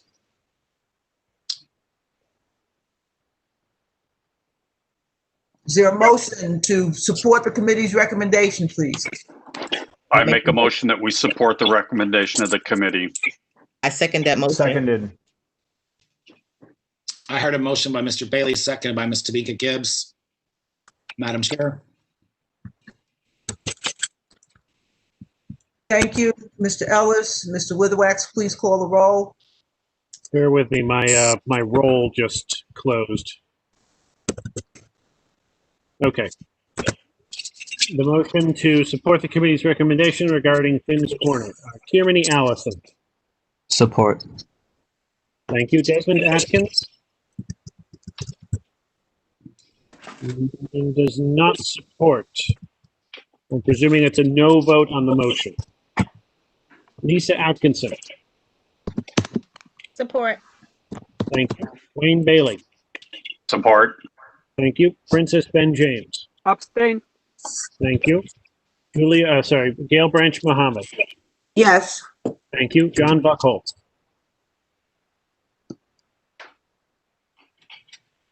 Mr. Buckholz? Yes. You hear me? Yes. Yep, here you go. Robert Callahan. Yes. Thank you. Nora Daniel. Yes. Thank you. James Ellis. Yes, I didn't record Ms. Daniels' vote. Ms. Daniels, yes. Thank you. Drew Gabriel. Yes. Thank you. Tamika Gibbs. Yes. Thank you. Nijani Granville. Yes. Thank you. Jeannie Harris Glenn. Yes. Thank you. Marva Henry. Yes. Thank you. Zuzima Jordan. Yes. Thank you. Sarah Lazar. Yes. Thank you. Calvis Mickelsteins. Yes. Thank you. Robert Puka. Yes. Thank you. All right. Sachs. Yes. Thank you. Audrey Tate Hall. Yes. Thank you. Mark Curtin. Yes. Thank you. Greg Todd. Yes. Thank you. Ethel Tias. Yes. Thank you. Gib Vaconi. Yes. Thank you. Kimberly Watson. Yes. Thank you. Yrsa Weatherspoon. No. Thank you. Robert Witherwax, yes. Deborah Young. Yes. Thank you. Vilma Zuniga. The motion passes. I have 26 in favor, 2 opposed, with 1 abstention. Thank you, Mr. Witherwax. We're moving on to the new applications now, Mr. Ellis. Yes, ma'am. We have a new application for Love Republic, DBA, the NUA table at 576 Vanderbilt Avenue, also addressed as 638 Bergen Street, seeking a full license. Is there representation from this applicant for joining us today? If so, please indicate in the chat or by unmuting yourself. In any case, the details of this new establishment includes indoor seating with 12 tables and 28 seats, 1 bar with 5 seats, maximum capacity 33. Hours of operation are Sunday through Thursday, 11 a.m. to 11 p.m., and Friday and Saturday, 11 a.m. to 12 a.m. Speaker system included for background music. Outdoor seating is available within 2 fenced areas within the lot line around the perimeter of the building. The seating capacity is 12 to 16 seats in the as total of both of these spaces. The outdoor space will have the same hours of operation as indoor according to the application, inclusive of some outdoor speakers. The committee voted to support this new liquor license application with the condition that the applicant remove the outdoor speakers and reduce and amend the outdoor hours to 10 p.m. Sunday through Wednesday and 11 p.m. Thursday through Saturday. The vote carried 12 in favor with 1 abstention, and the committee hopes the full board support its recommendation. Thank you, Mr. Ellis. Any questions? I do have a question. So if because I get, from what I'm hearing, Governor Cuomo wants to reopen everything. And what if the curfews are going past 10 o'clock? Like, what does that mean for this business? Or 11? What if they're allowed to stay open, like, Great question, Ms. Watson. Beyond? Yeah, the application that they present to us is if they were operating under normal circumstances. So right now, the executive order preemptively overrides any of their normally licensed behavior. And currently that is 10 p.m. service cessation, according to the governor's executive orders. Obviously, the governor has the reservations to move and change things. I think there's actually some scuttlebutt about moving some of that along here shortly outside of New York City. But unfortunately, New York City is still under the guidance of the executive order and closures at 10 p.m. Hi, Mr. Ellis. Hi, yes. Yes, this is Yrsa Weatherspoon. I just want to remind everyone, if you have a question or a comment, please either raise your hand or put it in the chat. Thank you. I make a motion that we accept the committee's recommendation. Second. Who's the second? Who's the second? That was Gib. Thank you. Madam Chair. Yes, Mr. Ellis, we have a motion on the floor. I ask that the roll be called. The motion is to support the committee's recommendation, and that is to grant the new liquor license on the condition that the applicant remove the outdoor speakers and limit outdoor hours to 10 p.m. on Sunday through Wednesday and 11 p.m. Thursday through Saturday. I'll just make a nuanced correction. It's not to grant the liquor license. It's to support the granting of a liquor license. Right, we don't have that power. We're good, but we're not that good. Okay, thank you. Thank you. Please call the roll. Thank you. Mr. Tierney Allison. Support. Thank you. Desmond Atkins. Says yes. Lisa Atkinson. Yes. Thank you. Wayne Bailey. Yes. Thank you. Princess Ben James.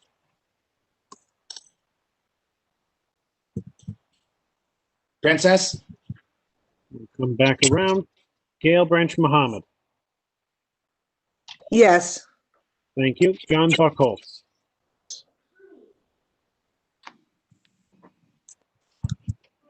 Yes. Thank you. Robert Callahan. Yes. Thank you. Angie Charles. Nora Daniel. Yes. Thank you. James Ellis. Yes. Thank you. Andrea Ferris.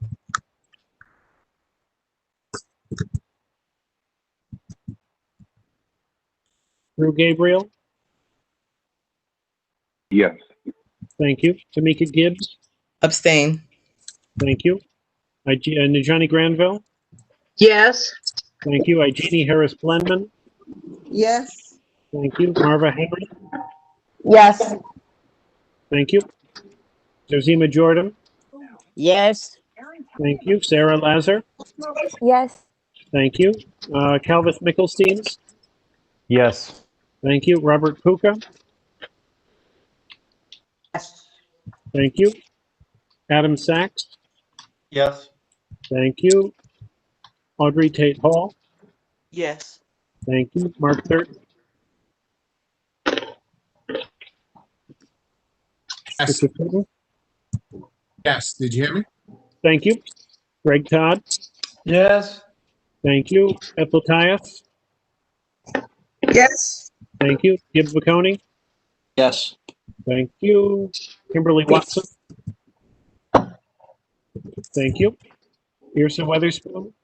Yes. Thank you. Robert Witherwax, yes. Deborah Young. Yes. Thank you. Vilma Zuniga. The motion passes, I believe, 27 in favor with 1 abstention. Did you get a vote for Ms. Ben James? I don't know. She's still around. All right. I did not get a vote from Mr. James. Having not heard anything, I'm not recording anything. Thank you. Mr. Ellis, I'd like to direct your attention to the chat. I do see that. And there is, I'm going to have to call up our dutiful support team at the district office on this one. We're going to address it in the chat. You're going to address it in the chat. Yes. Yes. Because there's no notification to the public on this one. Exactly. We're going to address it in the chat. All right. Thank you, Madam District Manager. But we also have one final action item. Oh, Yes. That's one of the action items, Miss George. That was inclusive of the action item. So are we to remove that action item from this? Ms. Neal, you want to share the information that we have on this? On December 23rd, all renewal applicants, all new applicants, all corporate change applicants received an email from our office. Elke Hoffman is the attorney, aka board representative for King Tide. The email went to the email address that was on their 30-day notice, which was renewals@eahlaw.com. And also to the proprietor whose name and email address appeared on that 30-day notice, that is Palmer Thompson, and it went to his personal email address, which for security reasons, I will not say. All right. So Sounds like they can claim ineffective assistance of counsel because they got the notice from the board but weren't able to come to the SLAC committee meeting. Then, Madam Chair, I'm gonna just interject here and say that it's incumbent upon the owners of these licenses to be tracking the responsibility and efforts necessary to maintain stewardship of their license. yeah, I can agree with you, Mr. Ellis. I was getting there. They have paid someone for their service, and I was saying that a lawyer failed. So, but your assessment is valid as well. Thank you. So moving forward, there were 2 applications, and unfortunately, I don't have the addresses. Madam, Miss Julia Neal, can you tell me what the addresses of these de facto denials are? It's King Ty, what is that, 1095 Bergen, and Inaka, which is 597 Vanderbilt. Thank you, 597 Vanderbilt. Thank you, Ms. Tyus. So this would be just a bulk action item that, due to failure to appear or receipt of any application items, the committee thereby just withholds its support from renewing these applications at this time. There's no questions. I'll ask. I make a motion that I have a point of information before the motion is made. Please proceed, Mr. Callahan.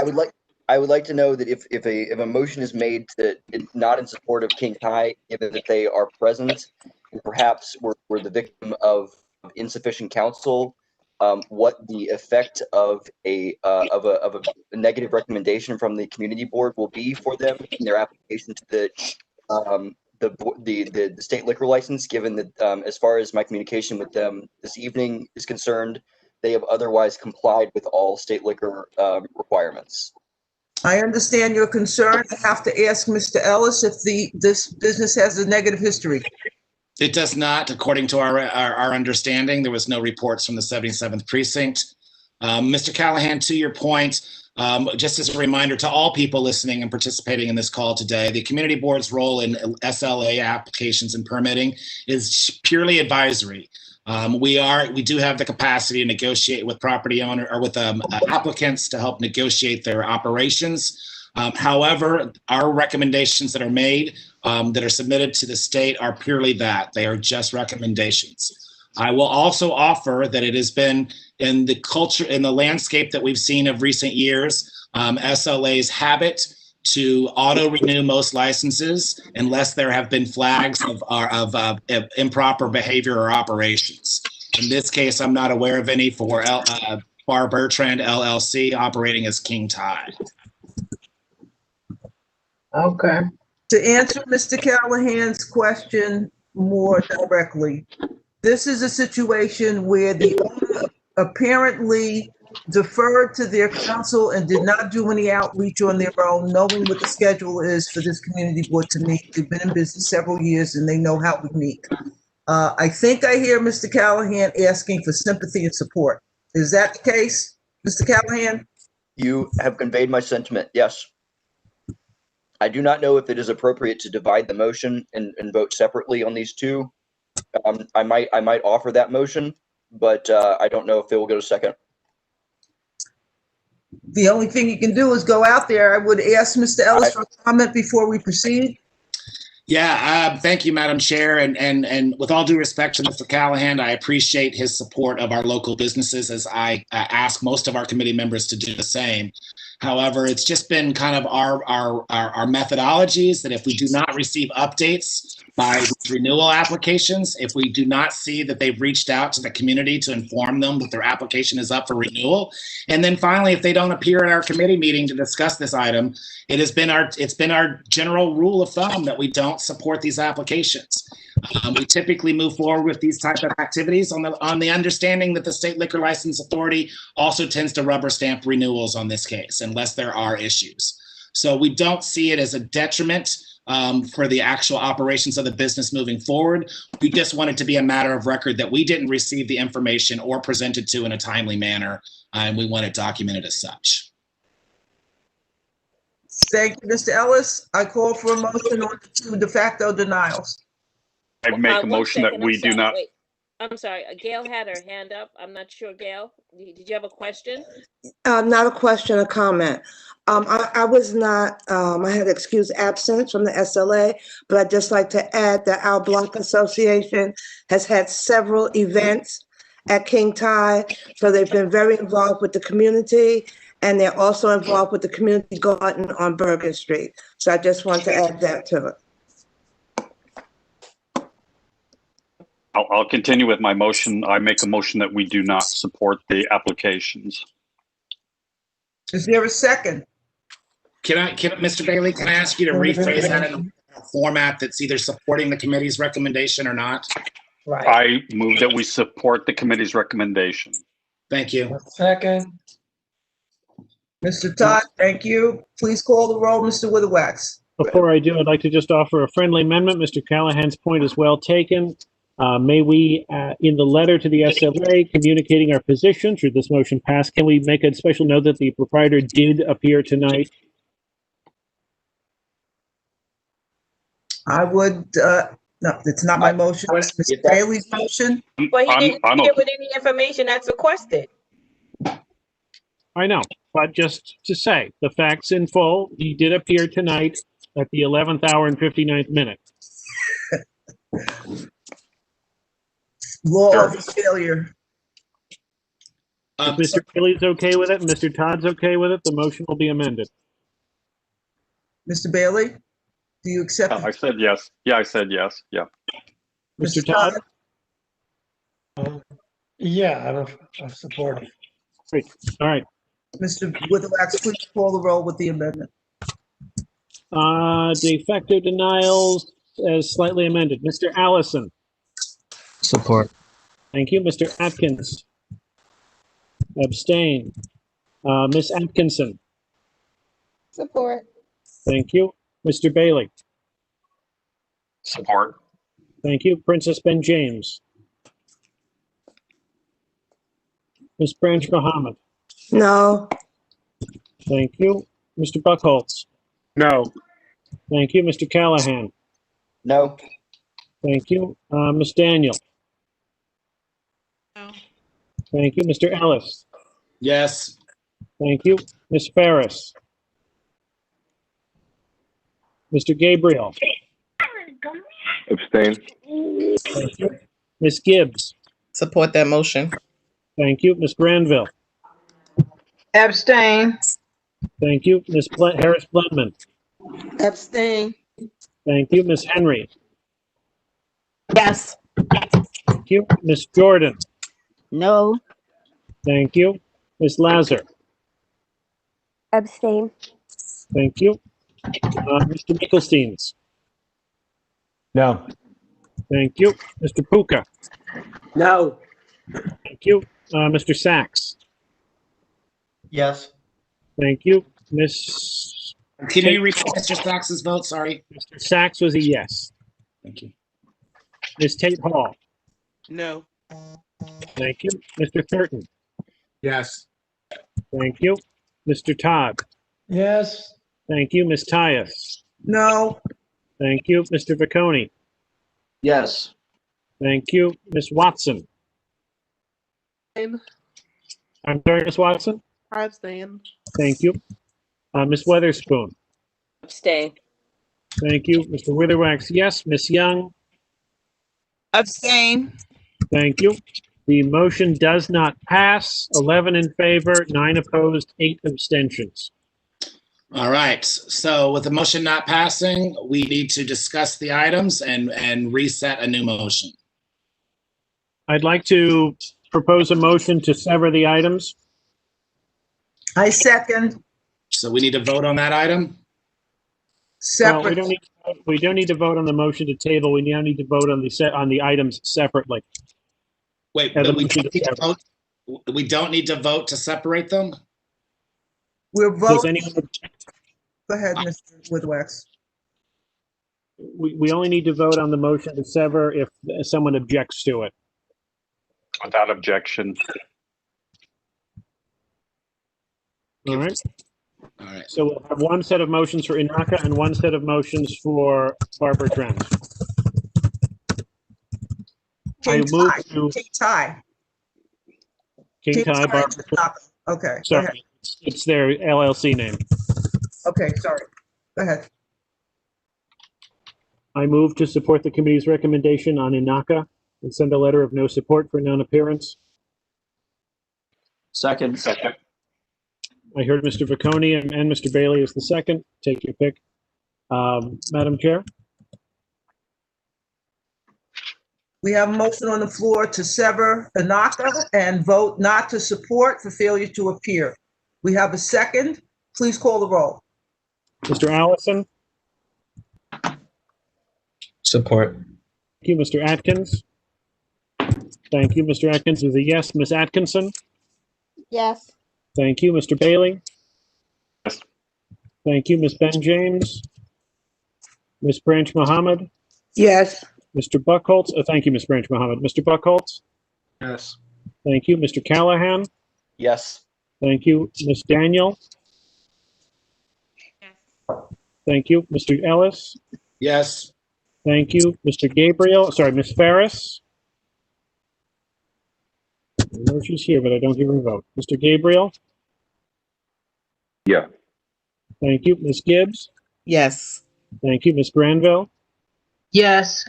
Thank you. Ms. Harris Blenman? Yes. Thank you. Ms. Henry? Yes. Thank you. Ms. Jordan? Yes. Thank you. Ms. Lazar? Yes. Thank you. Mr. Mickelstein? Yes. Thank you. Mr. Puka? Yes. Thank you. Mr. Sachs? Yes. Thank you. Nancy Hall? Thank you. Mr. Thurton? Yes. Thank you. Mr. Todd? Yes. Thank you. Ms. Tyus? Yes. Thank you. Mr. Vaconi? Yes. Thank you. Ms. Watson?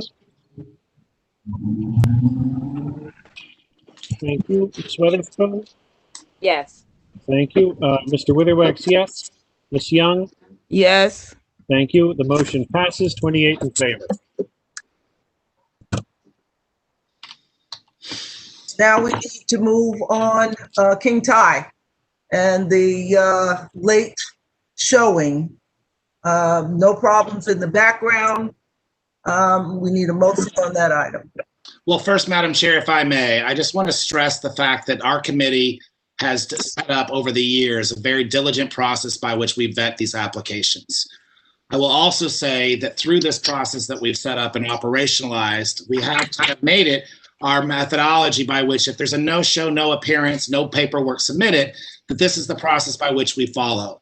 It's a little disheartening to see the full board want to object to our traditional process because there's some outstanding, because they, as Mr. Witherwax eloquently put, 11th hour and 59th minute appearance. And that being the case, if this board is going to look to make any additional changes or changes in support of this in this situation, I would ask that we hear from the proprietor themselves directly some of the similar questions that we would ask at the committee level to inform us and have a full idea of what their operations are at this time. I understand your concerns, Mr. Ellis. This is why I asked you earlier on whether or not this business had a history of problems. Notwithstanding, the role that we play is based on receiving information and notifying the community at large that they are up for renewal of their application. How do we cure this conundrum? Mr. Rich is here. He's in the chat. Can we make him able to communicate verbally? I'm reluctant. One of the two licensees. I'm reluctant, as Madam Chair, sorry, to do committee business at the full board. Thank you. Thank you, because we do have a number of other committees waiting to report. Should we make him a panelist or no? I think we can give him 5 minutes and with a commitment that whatever paperwork was due to come in, that we get it tomorrow. Well, I would also add, if that's the case, I would like to leave maybe till the end of next week for any public comments from the community, as I'm going to ask him to post that his license is up for renewal and that any letter that's sent would be based on any receipts from the community at large. That seems to be an ameliorative approach, and I thank you, Mr. Ellis, for cutting this business some slack in these hard times. Ms. George, how do you want to proceed? Ms. George? You just said you would give him 5 minutes. Okay. Who will Mr. speak? Rich? Hi. Mr. Rich, can you speak? Go ahead. Unmute yourself, Mr. Risch. Hi there. Okay, am I there now? Yes, sir. Okay. If I may, Madam Chair and co-chair, Mr. Witherwax, I'm going to proceed as if we do this. We don't see an application for renewal, so I can't really read into the record what your operations are. But if you can remind our community board members, our committee members, and the public here what your operating hours in normal circumstances are and what the tenor of your establishment is about. Okay, typically we're 5 to 2 a.m. Sunday to Thursday. And then we're 5 p.m. to 4 a.m. Friday and Saturday. That's what we all agreed upon back when we started. Since then, we've just been 4 to 10 daily since March. basically, or since we were allowed to open in June. Any live music events, any DJs, any music programs? There were DJs on the weekends when we were open for regular business. There's never been live music, and there's absolutely no music now. Great.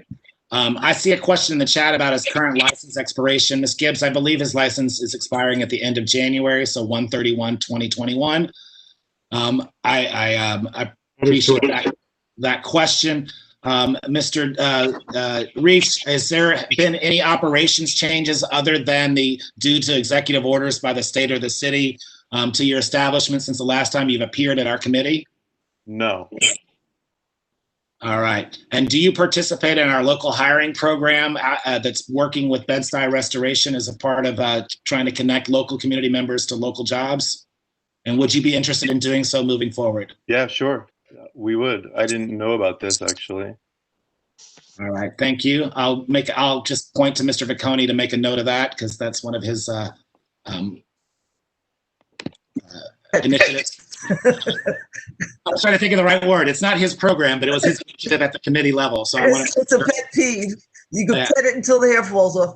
But I do want to ask Mr. Risch to please provide Mr. Ellis, the board office, with the normal application papers, notwithstanding a failure by your lawyer to prepare them and submit them. Yeah, absolutely. I don't know why you don't have it, actually. So when can we get those?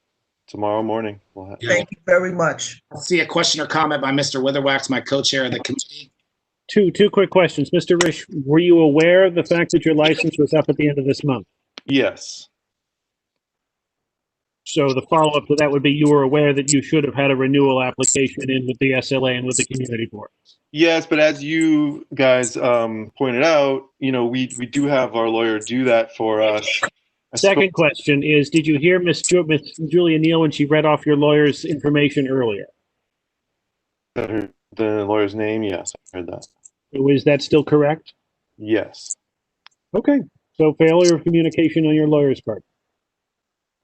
I suppose it is. I mean, they told me they received nothing from you in a year's time. So I don't know where the fault lies, to be honest. But this isn't the forum for this, but I would like to update our contact info since we haven't received that personally. Excuse me, is Palmer still with King Tire, aka Bar Bertrand? Okay, well, he got the email as well. He was CC'd on everything that we sent out.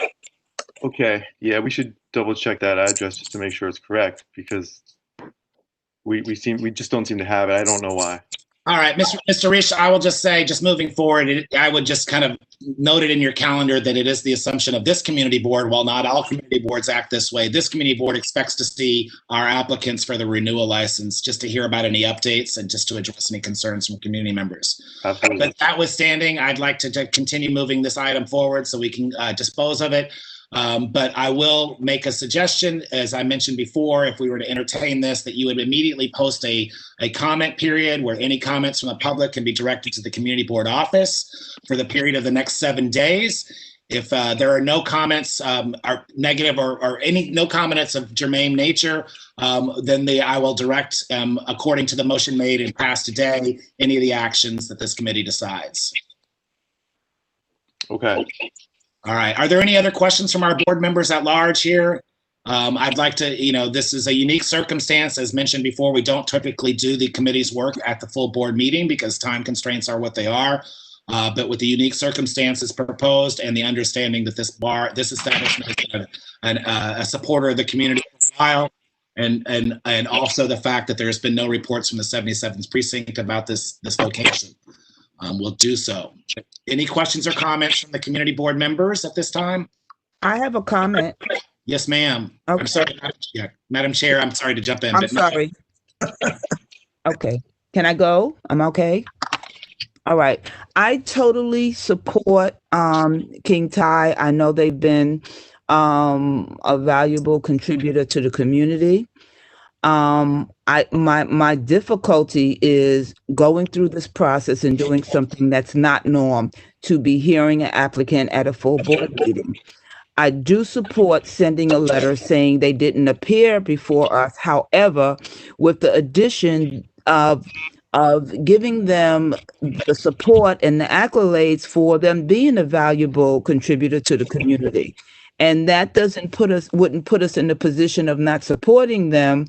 It would just state a fact. They did not submit their application. They did not come before us, but we support the establishment.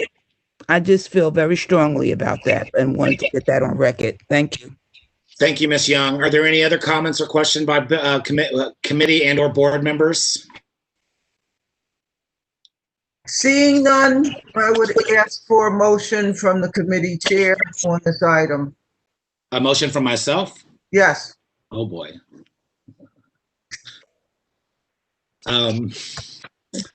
You could do it, James. You pretty much laid it out. There are a couple of. I've laid it out. I'd rather have a motion come from a member of the board at large.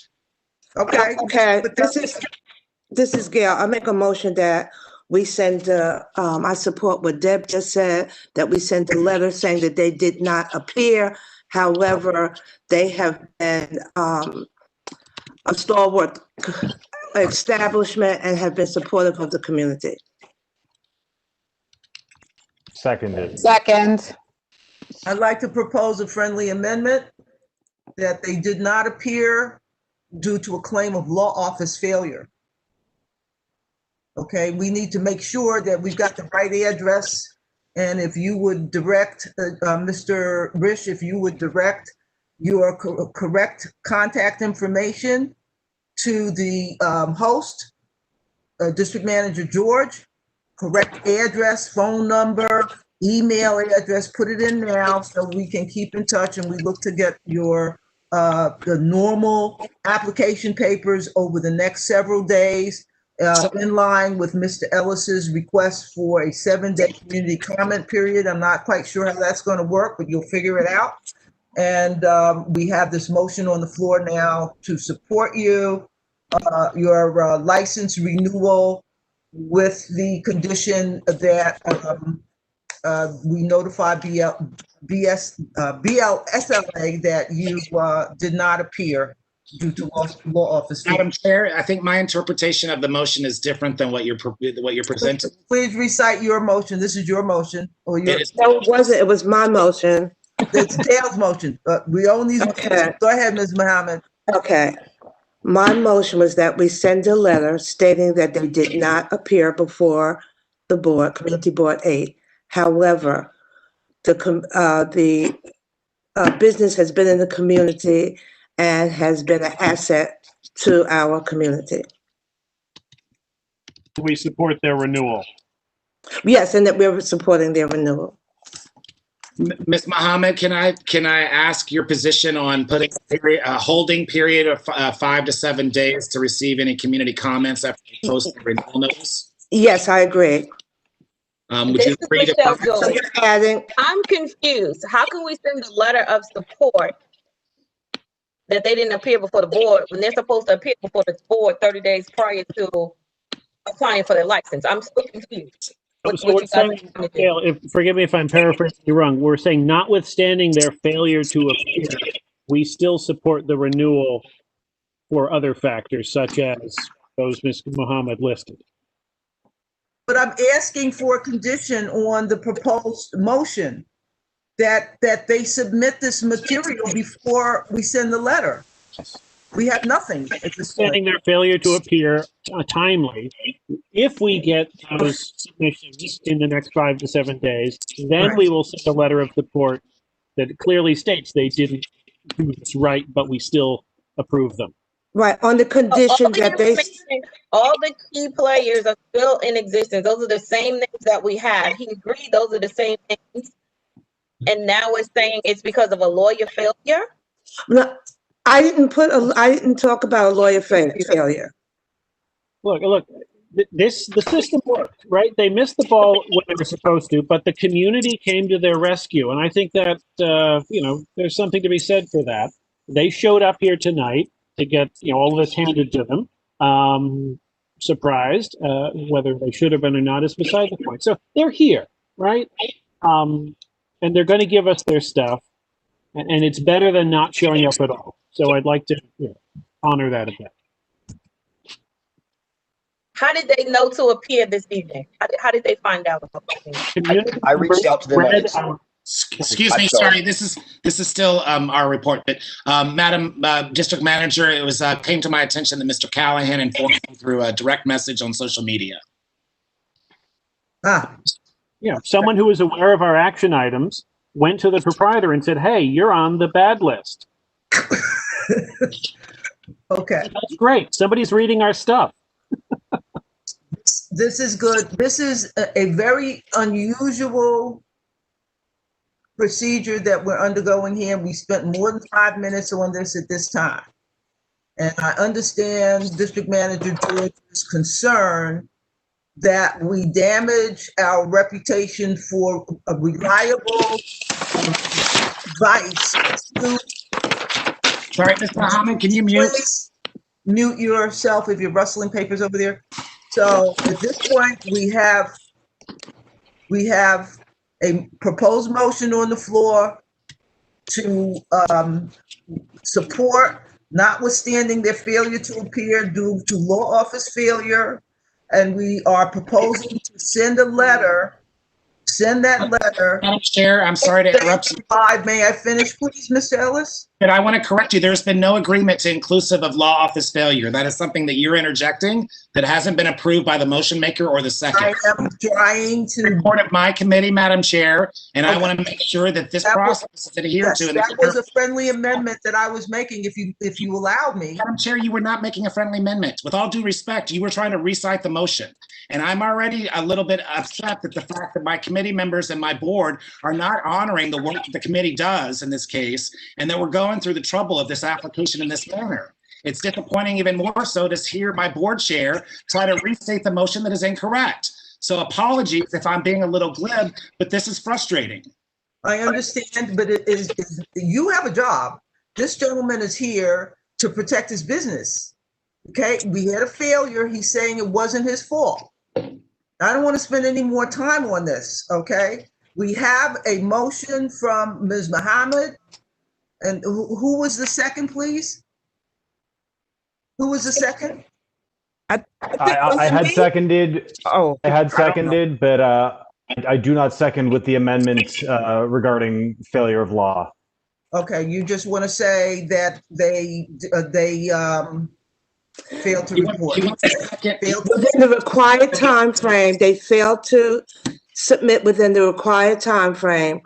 However, the business established business in the community. There have been no complaints from the 77th precinct, and that they have been very involved and been an asset to the community. Okay. And in addition, I heard someone say that they have to meet the time frame of submitting the information to the office and put up public notice and submit the information to Community Board 8 within, I'm not sure if you said 5 to 7 days or 5 days. 7 days is what I heard. Okay, I will rescind my request for a friendly amendment. Let's, we have a motion with a second. Is that okay with you, Mr. Ellis? We call the roll on the motion as it stands now. He's waving his hand. Thank you. I need you to repeat the motion. Wow. Okay, I make a motion. Miss Branch Muhammad, I have your motion. Oh, thank you. Motion to send a letter to the State Liquor Authority stating that we know that they did not appear before the community board, but the business has been an asset to the community, and we support the renewal. Does that sound correct? Yes. With the added element of within With the 7 stipulation, right, that they have to submit the required documentation to the board office within 7 days. 7 days. Yes, you added that they sent that be added. I heard someone say that there was a mention of a requirement that we put in the letter that it was a lawyer error. That was not an accepted amendment to the motion. Leave that out. No Correct. excuses. So we have a cognizable motion, and I ask Mr. Witherwax to call the roll on it. All right, it would be my pleasure. Mr. Hey, I'm Allison. sorry. Just for point of clarity, Mr. Mickelstein, based on the motion that I just repeated that Miss Bresh Muhammad initially made, do you maintain your second? Yes, I do. I Okay. second that. Thank you.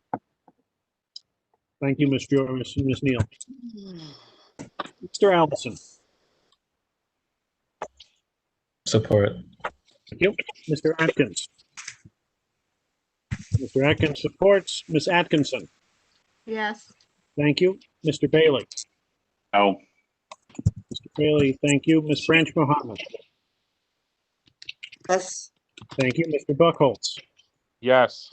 Thank you. Mr. Callahan. An enthusiastic yes. Thank you. Ms. Daniel.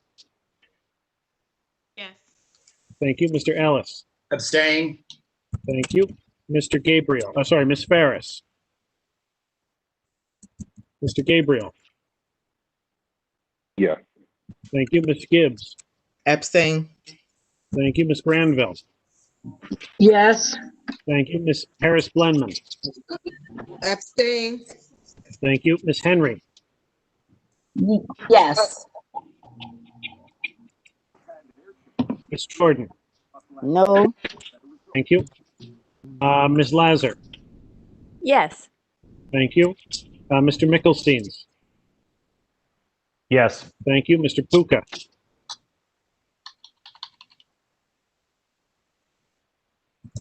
Mr. Sachs. Yes, sorry. Thank you. Ms. Tate Hall. No. Thank you. Mr. Thurton. Yes. Thank you. Mr. Todd. Yes. Thank you. Ms. Tyus. Yes. Thank you. Mr. McConey. Yes. Thank you. Ms. Watson. Yes. Thank you. Mr. Weatherspoon. Abstain. Thank you. Mr. Witherwax, yes. Ms. Young. Yes.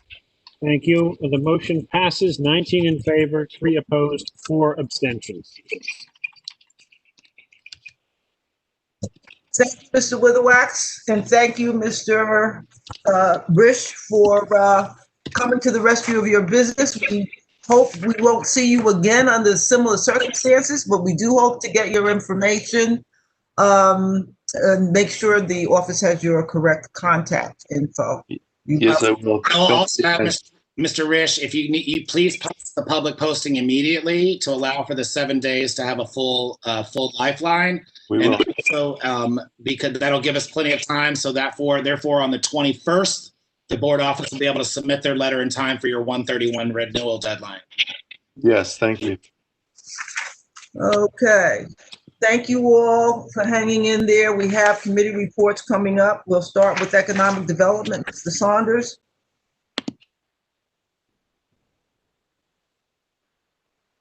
Mr. Saunders is not in attendance today. Okay. Does he have a vice chair? They did not meet. The committee did not meet for the month of January. Thank you. Okay. Next up is education and youth. Hi. So the Education Committee met on the 5th. We discussed our developing goals for the committee for this year. Of our major initiatives are going to be a virtual speaker series for local youth, for area youth. A Zoom seminar series is what we're going to be working on. So we're developing a subcommittee to work on that. And then also we want to collaborate and to possibly also run at least one contest or connect with other local organizations that are doing youth directed contests around literacy and reading, art, and potentially a spelling bee as well.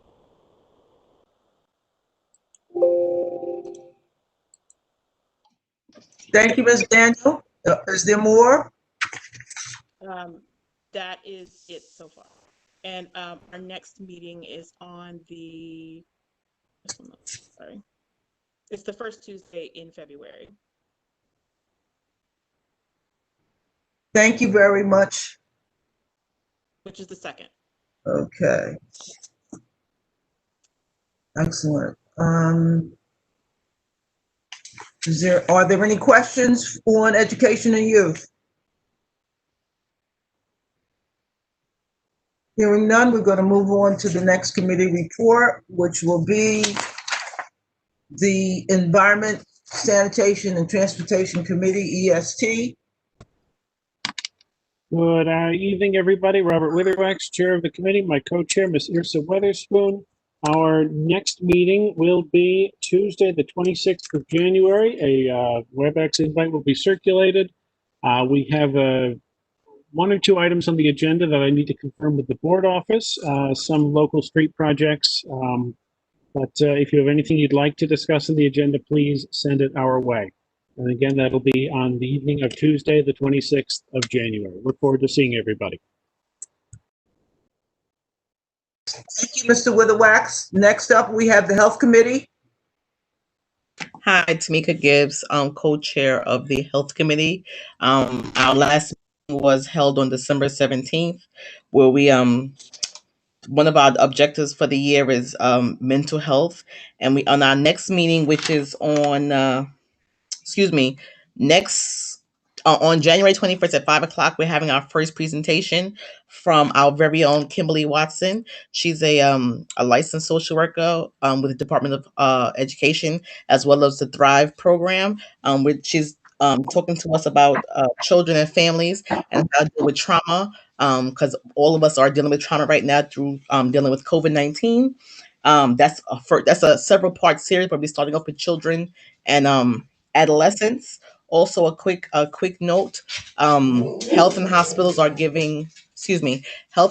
still giving free COVID testing. I just took one myself on Monday online. You can schedule a free COVID Express appointment. I'll post a link in the chat. Go online at 12:01 for the next day appointments. They'll all come up all throughout the city. Thank you, and hope to see everyone on January 21st at 5 p.m. All the information is on the community board calendar.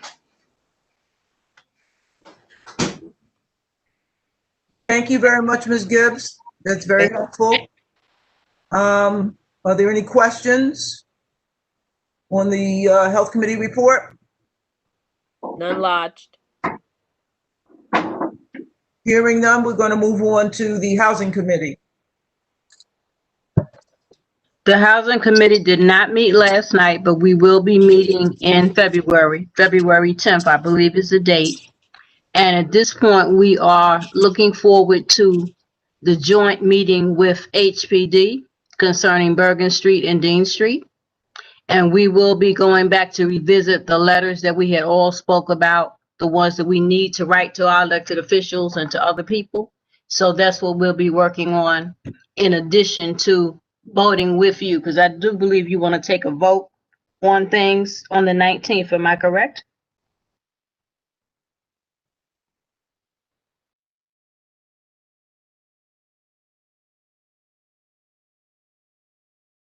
We can't hear you, Ms. Tyus. You didn't hear me? We're going to be voting Ms. on the scope of work that HPD is planning to put in their RFP. The sticking point was having the proposers suggest the zoning. So that was a sticking point for that. I do want to mention that Ms. Neal gathered some wonderful information on NYCHA and how it's operating and preparing to deal with upcoming privatization. So I'm hoping that housing will take a look at that. We will. Okay, good. And I just wanted to mention that voting aspect, because sometimes when we have joint meetings, we're not always clear on the fact that we will be expected to take a vote. Okay. Thank you very much, Ms. Granville. Is there anything else we need to know? Nothing that I can think of at this time. If any of my members are present and they can think of anything that I may have forgotten, I'd appreciate their help. Okay, this is good.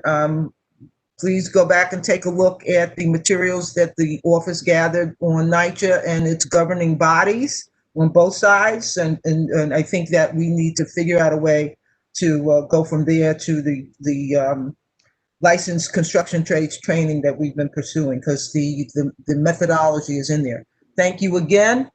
If there are no questions, we're going to move on to the parks. I believe we have a gap here on parks.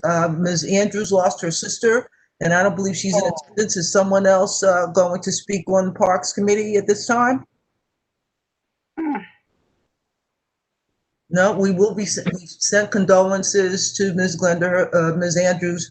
Her sister died, so we will not have the Parks Committee report this evening. Oh, man. The next up is Public Safety, and that's Mr. Thurton. Hi, good day. Mark Thurton, Public Safety Chairperson, with my co-chair Desmond Atkins. For December, we did not meet for the Christmas holiday. Our next meeting will be on Monday, January the 25th. And at that meeting, we were hoping to get the Brooklyn District Eric Gonzalez to participate in our meeting. However, he's not able to do that. But he'll be having a representative from the Youth Community and Partnership, and he'll be having a discussion representing the DA. So if everyone's gonna have time to participate, we'll definitely send out the invite. It's gonna be again on Monday, January the 25th, and our meetings are every fourth Monday of the month. Thank you. Madam Chair, if I can add to Mr. Thurton's update. Go ahead. I do know, and I don't know that we've met the gentleman yet, but the 78th Precinct has received a new commanding officer as of last week. His name is Captain Franz Souffrant. He actually used to be the XO for this precinct. He's now coming back from being elsewhere for a period of time. Unfortunately, the CO is going to be on military leave for the next few weeks, as he has his obligations in the reserves that he must fulfill. And as soon as he gets back, his staff has informed me at the business district that he'll be making rounds to make introductions to everybody. Thank you, Mr. Ellis. It really pains me to note over the years that one PP takes all the good people from our precinct and puts them to work in Manhattan. We lose all of our good people over the years to headquarters. But be that as it may, it's as one of my elementary school mates told me, our precinct is a training ground, and people prove themselves here, and then they move on. So unless there's something else on public safety, I ask for a report from the Seniors Committee.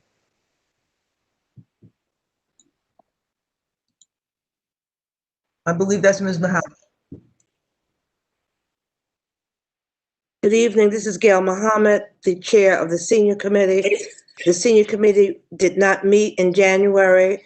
I've spoken with Michelle. We have to find a way to get information to them because we're meeting by telephone. Many of our seniors do not have computers, iPads, cell phones that are part of our meeting. So what we need to do is to get a number out to them very early so that they can keep it on hand, because we send it every month, but a lot of them are unable to find it at the time that we're having our meeting. So we're going to send something out that they'll be able to have, that they can put on their refrigerators or on their mirrors, so that they'll know that it's the same call-in number for each meeting. Our next meeting is scheduled for February 3rd, it's the first Wednesday of each month. Thank you. Thank you, Ms. Muhammad. Can we send a flyer to the landlord and ask them to put it in the lobby too? That's done. That's done every month. Okay. Thank you. Can I ask a question about the senior committee? We had a community member who came to the public safety committee meeting the other night, and she mentioned the passing of a community member who was an elderly gentleman who was active in her block association. So she represents the block association at public safety, but she mentioned that the elderly gentleman, he passed away and the cause of death came back as malnutrition. So I I just wanted to put it out there to the senior committee that the community member expressed that, there's members of the community who might not be willing to ask for help. So maybe we could take a more active role in checking in on shut-in people. At my church, sometimes they say they're shut in, but they're not shut out. So reaching out, doing some more outreach to people who are elderly and may not have family in the area, because I think this gentleman lived alone and his family was out of state, so maybe were not able to check on him regularly and see with their own eyes what he was going through. So I thought that was an important thing to convey to the senior committee. Thank you. We continue to do outreach. We also work along with Little Flowers organization, and they have a program where they go out and they ask for volunteers to go out to meet with seniors that might be isolated. So I think it's a very good idea, and we'll continue to do so. Thank you. Thank you, Ms. Henry. Thank you, Ms. Muhammad. We're up almost there. Old business and new business. Again, I think that Ms. Neal brought us some wonderful information on NYCHA and its privatization. I hope we can take a close look at that, and we'll recirculate that information over the next couple of days. Is there any other old business or new business that we need to bring forward, Ms. George, Ms. Neal? No, not at this time. We can take public comments if there are any. Do we have any No. comments from the attendees or community? Cecil, Yes. can you hear me? Yes. I just wanted to make everyone aware of the fact that the band program is a virtual one because of the pandemic. So if you go on the website and you register, they're looking forward to people from all over the country being able to actually see the program because of the fact that it's virtual this year. That's wonderful. So you have to register ahead of time, but you would be able to enjoy the program from the privacy of your home. That is great. They do some wonderful programs. I see there's an African Film Festival and some other things going on, if I remember correctly. Thank you, Ms. Granville. Unless there are any other comments, questions, I move that I'm calling for a motion to adjourn the meeting, to close the meeting. This is something we missed. I make a motion. I had my hand up. I'm sorry. I just wanted to say, I think that we need to get someone to come in to talk about the ranked choice voting. Good. Okay. We do have someone scheduled for March. Thank you. Good. So ranked choice voting will come in March. There's a wonderful website for that, and we'll go over it when we have our speaker in March. And for that, I still ask for a motion to close the meeting. I make a motion to adjourn this meeting. Thank you. So moved. Who was that? Who was that? Tamika Gibbs. Okay. Thank you, Ms. Gibbs. I second. Meeting is closed, and we'll see you next month. Thank you all for coming. Night. Night. Thank you. Good night. Good night, everyone.